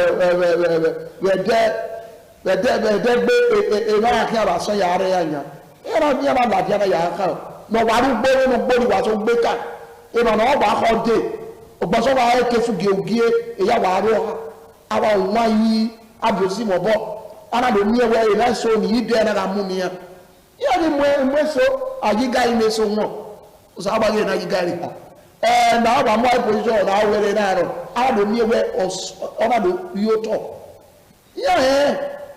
ye so ro be mo na ko de re dugbo baba ko de ade ko le wi ma de na so ye ipa dakota ya re oba fi ya ira ko oba fi de e ma to sa ko ni amu ugbo so e go fi ni se oge gede arun we ni agbe no sisi ni ayo sisi gbe o do fi ni so gede na ayo sisi gbe o la run we motorcycle ama wa na ebe na ide am ni we e ma ibo akode odugbo ara ga mu ni apopo lare we mu gbe ugbo gede lare we mu gbinya wọ́n mi yàn ń fọ́nà ìyàn wá kíákíá wò dọ́gba yóò sì fi à àwa wa mú ẹmu yẹn amú ẹrú ọjọ́ wòye gbèsè àgbèsò àbúrò gbèsè àgbèsò àdébọ̀rẹ́ ìlú náà ẹgbẹ́ lè nìyí ẹ̀rọ mẹ́rin lè má ra ọ́ lótọ́ èyí dáṣẹ́ ti sùn wá èyí yàmì àárín yẹn tèmi mú ẹ̀rìn náà yòótọ́ náà láwọ náà sí mi náà tó wa ẹ̀mọ̀ rútu ẹ̀ ewé má dé náà ẹ̀tọ́ ẹ̀nọ́pàá rútu ẹ̀ má dé àdé gbàdúrà yóò sì gbèlégbé náà wàbí akúgbe lóòdẹ́wò màmá dání ẹ̀rọ bí na mímọ̀ wọn ní ọ̀nàdọ́ apámísìkàwé ẹ̀yà bùẹ̀dọ́dẹ ara rẹ̀ rà yìí ẹ̀tì wáyà gbèlégbé náà wà mẹ́rẹ̀lẹ́ náà wàdí agbèrè àwòdà yìí hàn wàdí máa mú òkú òdà yìí hàn ẹ̀yẹ́ mi máa dọ́ àwọn ìgbégbégbé máa kọ́ múra ọ̀hánà mú ìmẹ̀ náà níyàwó ẹ̀ bẹ́ẹ̀ni ẹ̀mọ́ tù yà là ọ̀tẹ́ do ni màá gbégbé máa kọ́ kí á tó àgbè wíwá lè bọ́ kí yà bá níyàwó ẹ̀ wàyà gàn yàrá síra yàrá mi ọ̀wà náà lẹ́rẹ̀ tọ́ yà yẹ tẹ̀bí ayé sí fi ẹgbẹ́ wa òmùmàmá yìí kọ́ ni màá gbá rẹ̀ yọ ẹ̀gẹ́ ni òbí yẹn lọ́dọ̀ kóhùn kò sábà lọ́dọ̀ ẹgbẹ́ yóò ní akóhùn ọ̀pá àtọ́pẹ́ yìí. iṣẹ́ ìníwọ̀n ẹ̀yà ìwàdà ẹ̀rìn màtánà àwọ̀ kárẹ̀lẹ̀ ẹ̀họ́ ọdún wèé àwọ̀ kà àwẹ̀ nígbà ọ̀rẹ́ wò wá ẹ̀yìn mọ̀ wá gúgun àná ọ̀dà ìrìnàṣẹ́ mọ̀nátánà rọ̀mà pẹ́ náà lọ́mọ̀lọ́ bá tú wà yá fẹ́ ọ̀nà tú wà yìí kọ́ ọ̀nà gúgun àgùn wẹ̀gẹ̀rẹ̀ nẹ̀wò yìí ẹ̀ wàhán ìdòdó ṣe máa wà wàbẹ̀ ìrìnsọ ẹ̀ nọ́wẹ́rì ẹnu wà nọ́wẹ́ ìwúnú wà wẹ́ ìgbèmí náà hẹ́rẹ̀ nùwẹ́ yà mí wẹ́ ẹ̀ má tàyẹn tàyẹn gí wà hún nẹ̀ náà wẹ́ àkúgbé arọ̀ ọ̀nù wà ẹ̀yìn màná ìwé ìgbéwé ya rí bóta náà nà àkúgbé gèlè arọ̀ ọ̀nù ẹ̀nu wà ọ̀tẹ̀ ẹ̀yẹ̀ yà bọ̀ ni. àná abọ́ kàrílè kẹ́kẹ́ ìgọ̀bàdọ́lẹ̀bù ẹ̀ ààyè gun akànnà awọ kàrílè ukpo nọkwa amúwáyé náà ọ̀wọ̀n àná bá díẹ̀ wú ugan nọkwa yẹn ha ẹni yúdà àádọ́ ẹ̀kẹ́ ọba náà fi àbọ̀ náà yóò hàn mẹ́rì ẹ́ èrè yẹ lọ́ mà náà ló sàmúdìàké òhàn ẹgbẹ́ ọgbẹ́ ìrùn àmúdìà ní yóò kó tọ́bùn píọ̀lù àmúdìà náà rẹ̀dẹ̀ tọ́bùn hàn wá èrò wọn bá tọ́ kí n asúwọ̀ ẹ̀rọ ìnù tó sàwé kí n rí asúwẹ̀ ń gèlè mọ̀ gbé lórí àwọn iná awọ kàrílè wúwú dáadọ́ ẹ̀bù àyẹ̀kùnú wú dáadọ́ rẹ̀ la tìǹnà rí zẹ́ múdáwẹ́ wà múdìáyọ́wẹ́ amásìmí ànyá wúyà fi bọ́yọ̀ rẹ̀ rẹ̀ wúwé náà yà bàkú àdówẹ́ n'ebùtù ẹ̀gbẹ́ shift ground ọ̀nà àsìkò bọ́nà kéré n'ọ̀pàrọ̀ àsìkò bọ́nà kéré gbẹ̀ẹ́ wọ́pẹ́ máa dẹ́ sèba gbera fi bo ye iba te kesu ge bugo ogi eva ugbe pátápátá adofin eye eva ayin ni onu ebo won egbu matenya e o oni e de no gba o ma be bian ae pa oro ae nana fiagu oro ae nana to owe uto mere bo ba ko bo mi we uto mere ro ubu no we de na a ti oni no ma kan ma yo pẹ̀lẹ́pẹ̀lẹ́ má dàn wúwo ẹ̀ náà ọ̀wọ́n àwa wúwo ìyá àwa kọ̀ wúwo wa tọ́ ni wúwo àyà fún ìbẹ̀yọ ẹ̀ gbá ọ̀wọ́n á ní máa gbọ̀ wọn ọ̀ máa gbé wọn ní wọn náà mìíràn ọ̀kẹ́rẹ́ ọba àtọ́pẹ́ yìí. ìṣe èyí wa àwọn ọkà ọ̀bọ̀ gbogbo àná ẹ̀ màmí ẹ̀bẹ̀ nà ọ̀túnmọ̀pá gbẹ̀rẹ̀ ọkà ọ̀yìtì màrọ̀ ọkà ọ̀yìtì akẹ́zọ̀ ọ̀yẹ̀ ẹ̀yẹ̀ wa ẹ̀yẹ̀ náà pẹ̀ ẹ̀yẹ̀ ọ̀wọ́ kan ọ̀kẹ́ náà wà nínú kẹ́ àrọ̀ ọ̀kàrẹ́lẹ̀ àwẹ̀ wàríyàn mo bọ̀ lẹ́wẹ̀gbẹ̀ yàsẹ̀gbẹ̀ ọdún wòye ìmàhón màtàládìí hàn wẹ ọmọkẹ́kẹ́ ní wàá gùn olùyàrúwẹ̀ kú wà wẹ náà kàrẹ́lẹ̀ wẹ̀ ọkà ọdún wòye tó bú wẹ̀ mú wà ní ọ̀pá èyí tó pa ọkà òye ọkà òfé ní bóyá fẹ́ ọdún wòye ọkà ayákòókò wẹ̀ wíkú gbé òtútù ọdún wẹ̀ ọkà òye òtútù ọkà ọdún wẹ̀ yé ọdún wẹ̀ ọdún ẹ̀ ní ẹ̀wò sọ̀rọ̀ ọkà inóge arọ̀ ọkà ọ̀rọ̀ ọdún wẹ̀ arọ̀ inóge yà ìzẹ́ ọkà ìzẹ́ ọdún wẹ̀ kìlọ̀sẹ̀ sọpá ọdún wẹ̀ nàkànà ọ̀rọ̀ gbẹ̀dùn ọ̀nà àwẹ̀ mi yóò tó bọ́ ọ̀sẹ̀ èmi yẹn àmọ́ wẹ̀ ọbẹ̀wò náà sọ ọ̀bọ ló mú gẹ̀ ọkà ṣùgbọ́n èyí ẹ̀kọ́ èrè náà yóò náà níyàn ọwọ́ bá kẹ́yàfẹ́ ọkà ọjọ́ níwọ̀n èyí yàfẹ́ nọ̀kà òye wà tó bó wà nù ọkà nù orí tẹ̀nà wà gbé ọkùtọ̀ àwẹ̀ tó wà yàfẹ́ nà wẹ̀ nà ọgẹ̀ fà wẹ̀ lẹ̀ wọ̀ ẹ̀yẹ ẹ̀ wẹ̀ nà á dín ègbè wọ́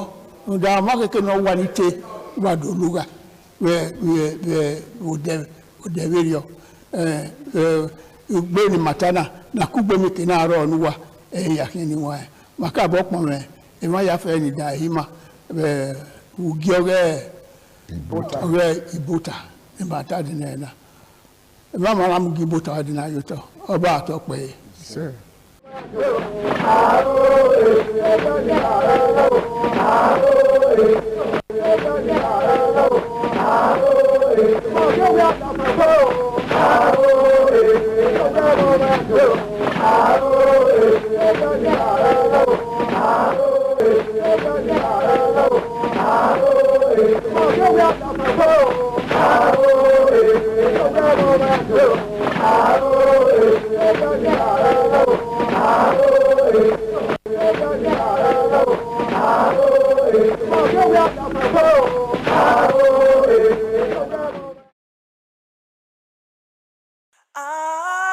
ITV, certainly the best.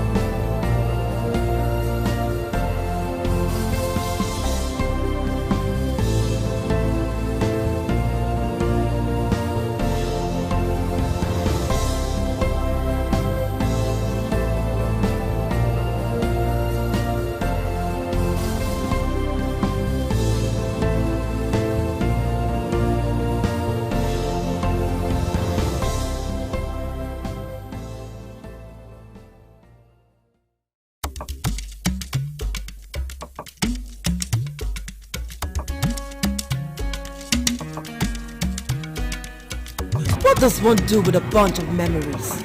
Laugh about them, cry over them, or capture them?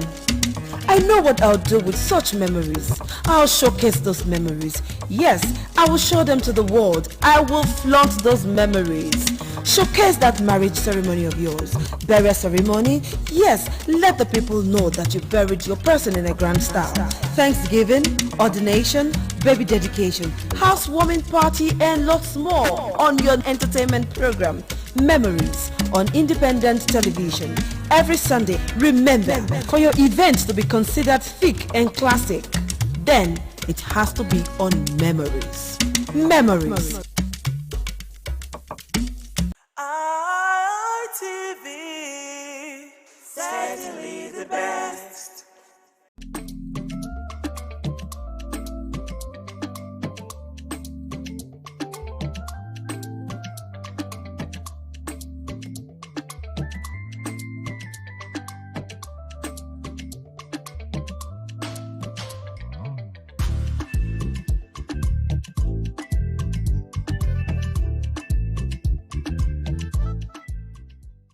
Hey, and welcome to WIC Women in Conversation. This is a table where we sit down to discuss things that are pertaining the family, pertaining the society, pertaining Nigeria at large, and we talk about ourselves, things that will make us also, be the women that we're meant to be, things that will help us to grow in our marriages, in our businesses, in our place of work, and how to take care of the children, and of course our husbands. I am Patricia Uwenu-Vedos.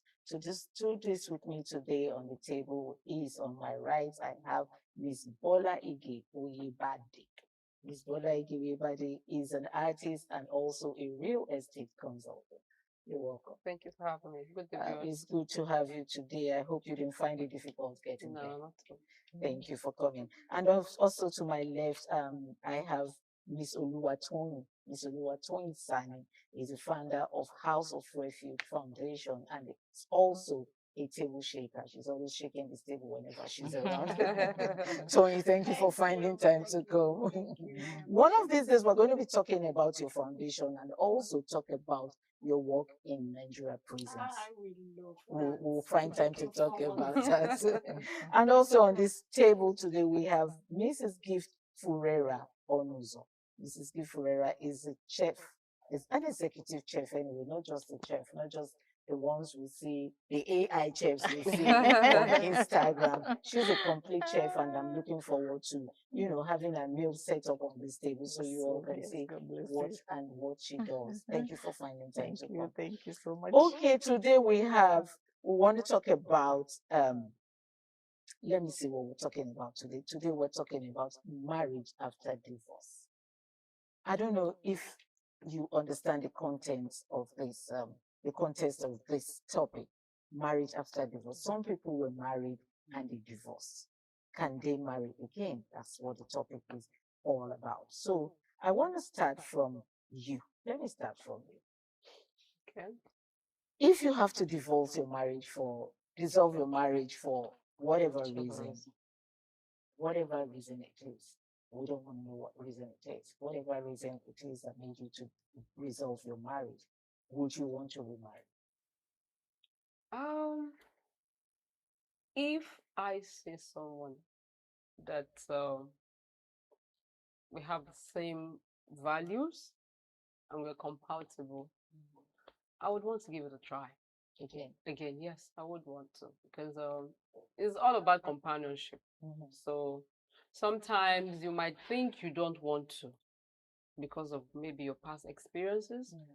And along the line, you meet someone that just shifts you up your feet and meets your values in life. And you find it interesting for you to be, in a relationship with that person and finally get to, the end, happy ever after, as they say it, So I want to give it a try again, because to your opinion, you want to give it a try. I would want to. Tony, someone said on the social media, she said, if possible, in the next 3 to 6 months, I will remarry.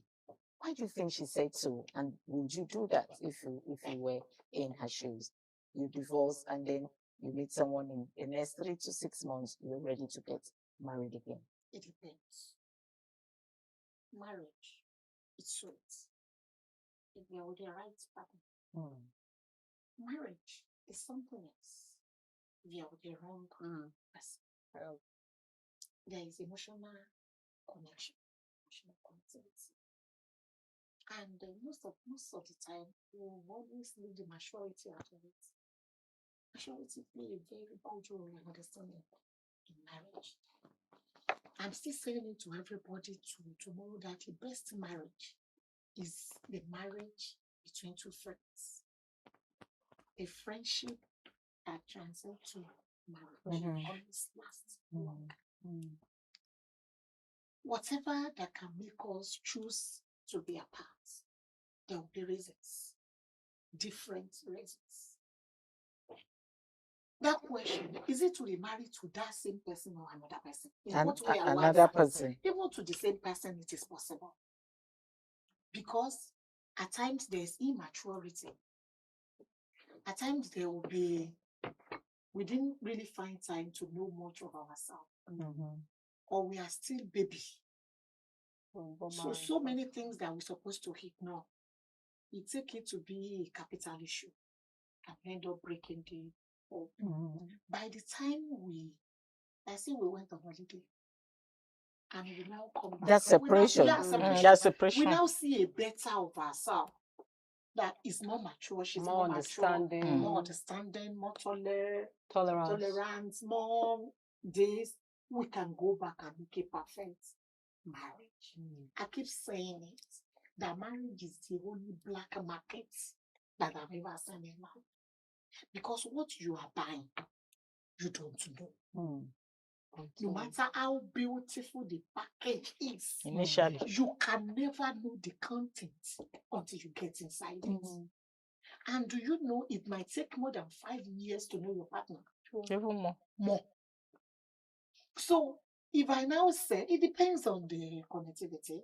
You might leave somebody in 3 months. I know go do you say yes. Because that's too short. That's too short a time for you to recover from the other one. Whatever bring that marriage down, then can still bring this down. Because you need to study. Marriage is a lifetime institution.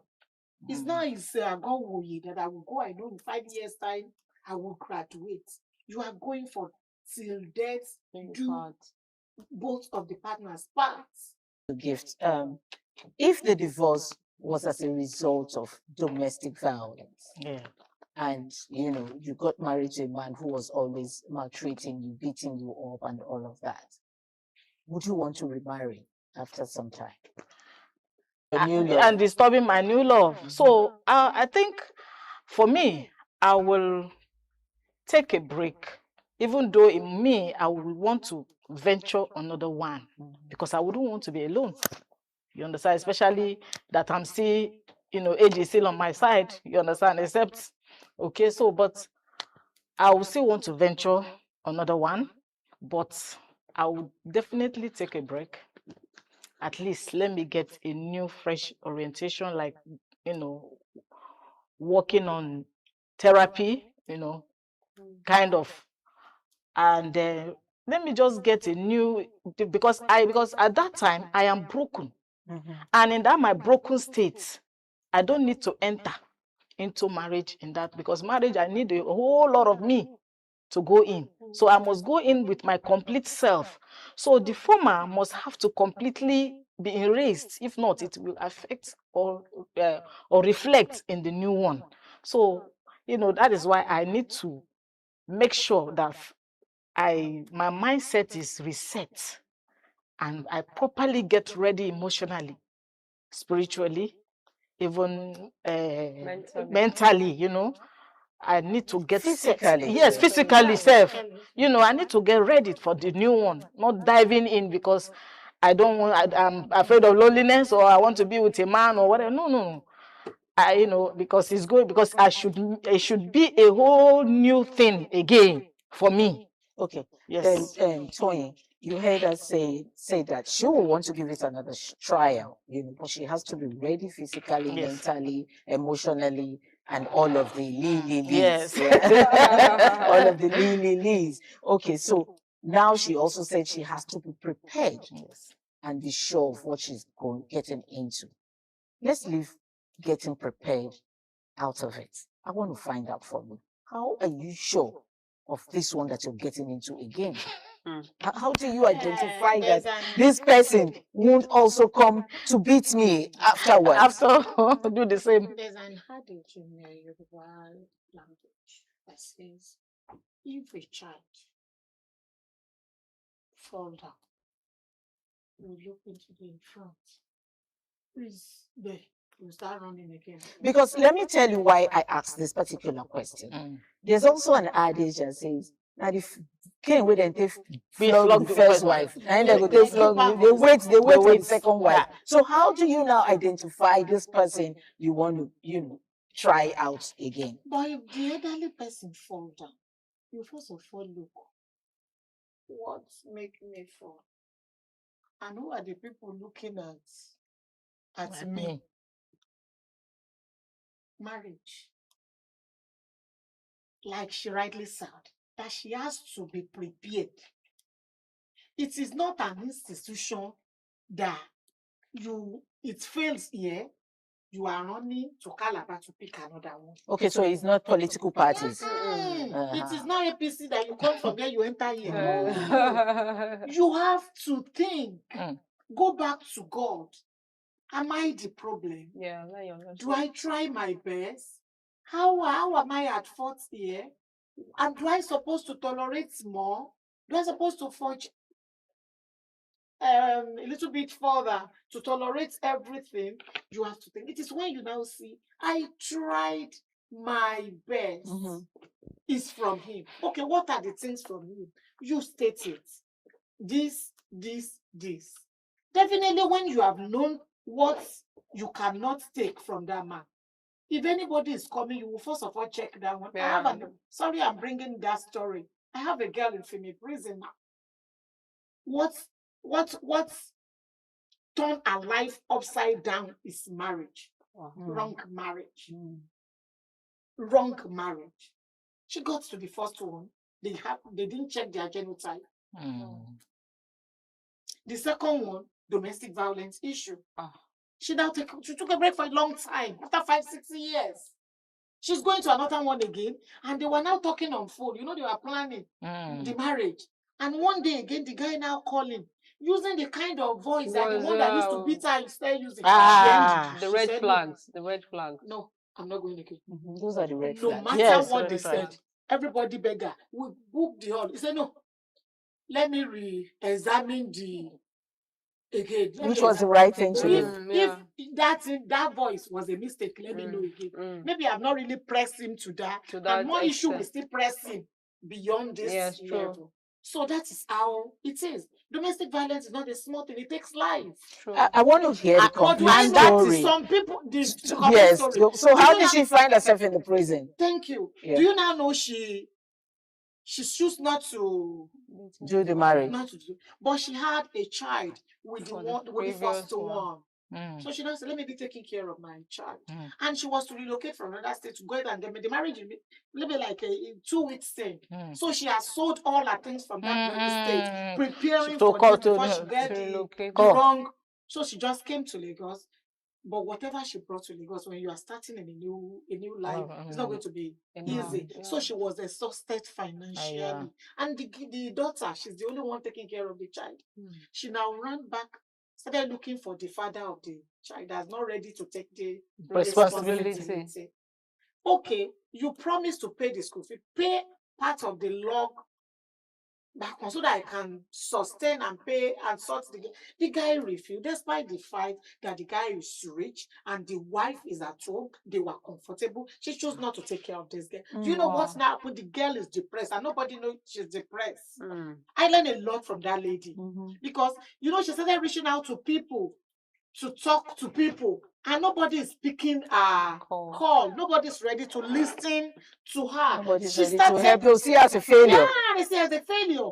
Even her father rejected her and the child. Nobody to come, no friend come to her head. She started telling the guy that help us now. Don't let the hunger kill us. I'm like a failed mother.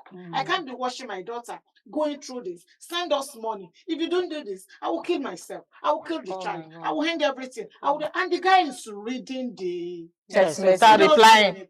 Do you know she used the last money she has to go and see her cousin just to pour her?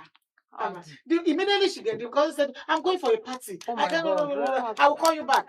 You can't wait for me. I will not call you back on it." As they were now going back, they go to a bus stop.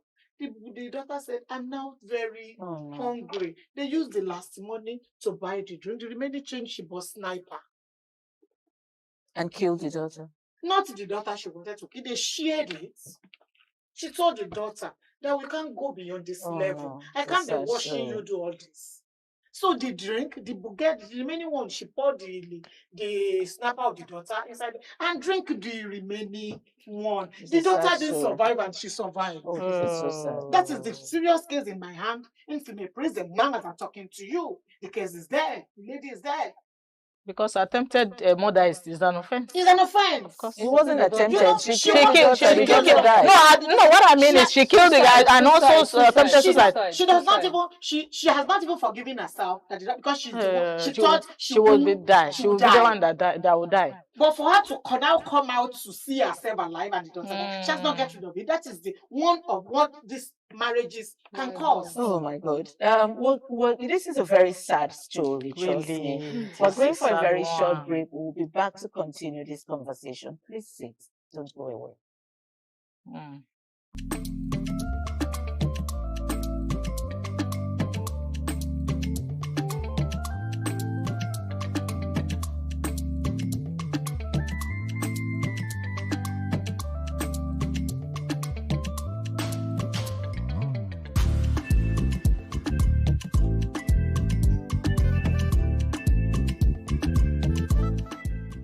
Welcome back. It's still Women in Conversation, the same table where we talk about family ties.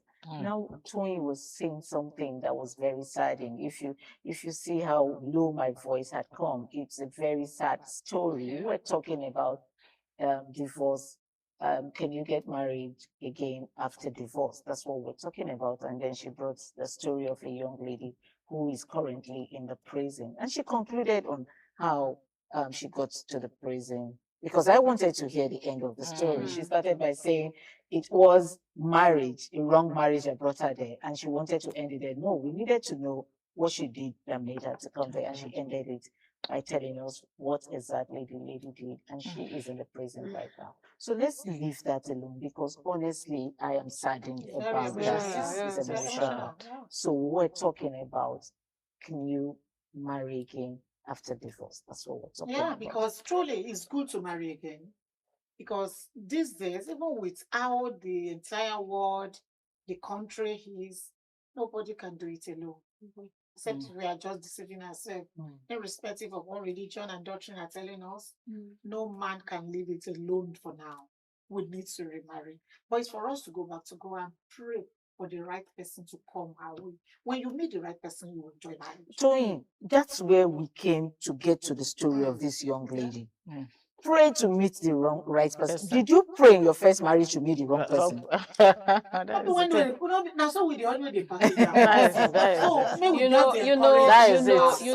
Let me hear from you. I think at the first stage when you want to get married as a young person, the youthful exuberance, the love thing shocks you, and you don't pay attention to the red flags, the details. Now that leads you into a bad marriage. But when you want to get to the second marriage, you pay attention to every little details. Every dot. Every dot. Every dot. You might not know it all, like you said. You might not know the person you get married to, not even in the next five or more years, but there are some things you would see and you will know if you're to go into it or not to go into it. And also, like you said, you pray that God gives you the right person, because God has your best interest at heart. He knows what you have gone through. He knows where you are.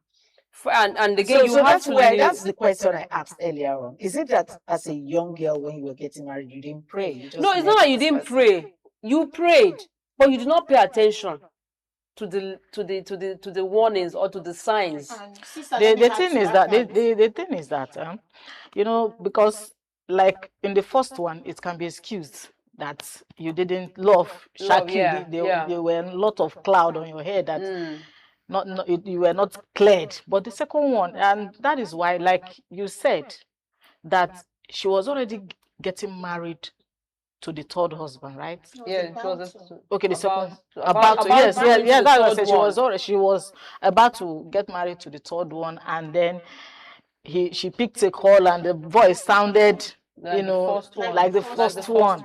You see, that is where the problem is again, because when you experience the first one, when you are about to go to the second one, it's not a mountain before you, because everything you are suspecting everything. You are just being careful, over careful, and you tend to miss out even in the real one. So that is another issue again. You understand that one has to I want to answer the question. The question is, share within pray. One problem with us in prayer is many of us in relationship, we have picked our choice before taking it to God. True. So even if God is speaking, you are not hearing. You're not hearing whatever it. God is saying, you don't hear again. Especially when you have seen the desired, you are attached. When you have seen the desired figure you want and the things you want. That, you've even connected yourself. Yes. You have attached yourself. You have the feelings has grown already. So if you are now praying at that level, it is good to pray when you just meet. Before you say, I won't go think about it. Before you say yes, pray. That time, whatever answer God is bringing is clear. You will hear it. Everybody can tell you. But when you connect, you have already emotionally connected. Even God is saying, even God sent Abiara, said Baba Joseph Bayo Babalola from CAC. We don't that. You don't go here. Okay, all right. Let's go to red flags. We hear women say, this man has a red flag, or this guy there's a red flag that I identified in him. What are those red flags? How do we identify them? Red flags? Plenty. Let me start with you. Name the ones that you can remember. When you just shout. Red flag. Or when you cannot even respect me anywhere in the public. You talk down. My ideas are, there's some response that's always negative. When you can't even appreciate anything about me, even in the public. No, it's a red sign. It's very red. I'm talking, instead of you to correct me with love and calm, you are shouting as if you are talking to a 2-year-old girl. No, when you are addressing me the way you are addressing your cleaner in the office, I always say it, any man that cannot respect his own mother and the sister cannot respect the wife. Forget it. Because you cannot give what you do not possess. It comes from the upbringing. Of course. True. Some men, they worship their wife. It's not as if the wife deserves it, but they were trained to do that. It's from the upbringing. If you see the one that is standing up upon his mother, that the mother will say 1 and he will say 3, he will do worse to his wife. But he has control over her. He has control. And some men, when they have that money, they can do and they will be on top of the world. The wife will now be like ants. Why they will now be turned to elephants? So they can swallow you anytime. And some will beat you today and buy you Jeep tomorrow. So that you will cry. What are your red flags, Gift? My red flags is especially when you are not free with me, having to know, to use your phone. Communication. Yes, communication. You are hiding. You don't want. In fact, when you are answering call, I shouldn't be there, or you excuse yourself. That is a red flag. And also a red flag also is when you are too attached to your family, that you want to take decisions from them. You understand? And then you want them to you just make me understand that they have a say on your life to a certain percentage, that is a red flag, of course. And then, you know, somebody who is always have mood swing. You're always having mood swing. You know, that is totally red flag for me. Yes. Let me hear from you. Yes. What are your red flags? Wow. Red flags are many. But for me, a man that can raise his hand on a woman, it's a no-no. It's a red flag. You're shouting on me because nobody knows everything. I grew up in a different background, and so did you. So if I do something and you're not comfortable with it, there's a way you talk to me, and I will know that, yes, this is what I have done that is wrong, and you correct me. But when you just raise your voice and like, are you stupid? Are you throwing insulting words, you know, like that? Or I offend you and the next you smash something on the ground. You smash my head on the wall one day. You understand? So those are red flags and is a no-no for anybody. Okay. What about the lousy ones? That's another red flag. That cannot keep any secret. That cannot keep any secret. No, I want, you know, from even talking to you, I will know. So there's no need going further. I will not. Because I know my kind of person. I know what I want. The dirty ones too. Oh, good God. So you know when you get do you know why I laughed? Toyin, always bringing this other side of me out. Toyin, I am a pretty presenter. Okay, so this is the reason why I laugh. That is so dirty, and that he will come back with his dirty body and he will come close to her and she stays away. Now he's saying that she has men friend outside is the reason why she's not giving him to him. So she came to the open. She didn't care who was there. Maybe she was have talked to him in the behind. To say the reason why, exactly. So that's why I laughed when you said what about the dirty ones. And red flag also, you know, when the person is not ready to take correction, to learn, it's not teachable. Yeah, it's not. And there are some men that lack communication. They don't want. They don't have time. They don't want to share. They don't open up at all. Instead of them to share their thoughts, their opinion with their companion, they rather go outside. They prefer talking what do you think that is? Lack of trust for your you're comfortable some with the people. Lack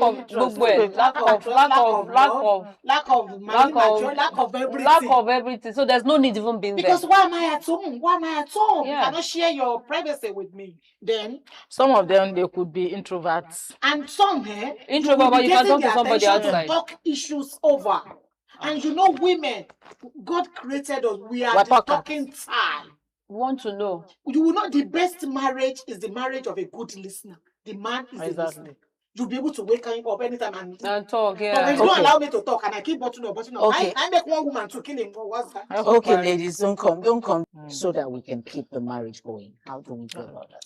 One part of my gender that I don't like is we keeping too quiet about issue.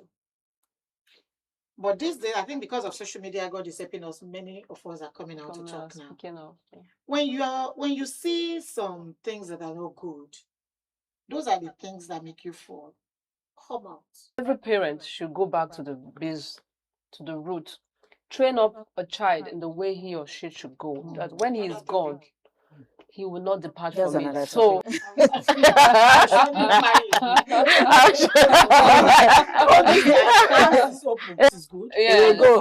Okay, Johnny, thank you so much. Thank you, ladies, for coming on to this episode of Women in Conversation.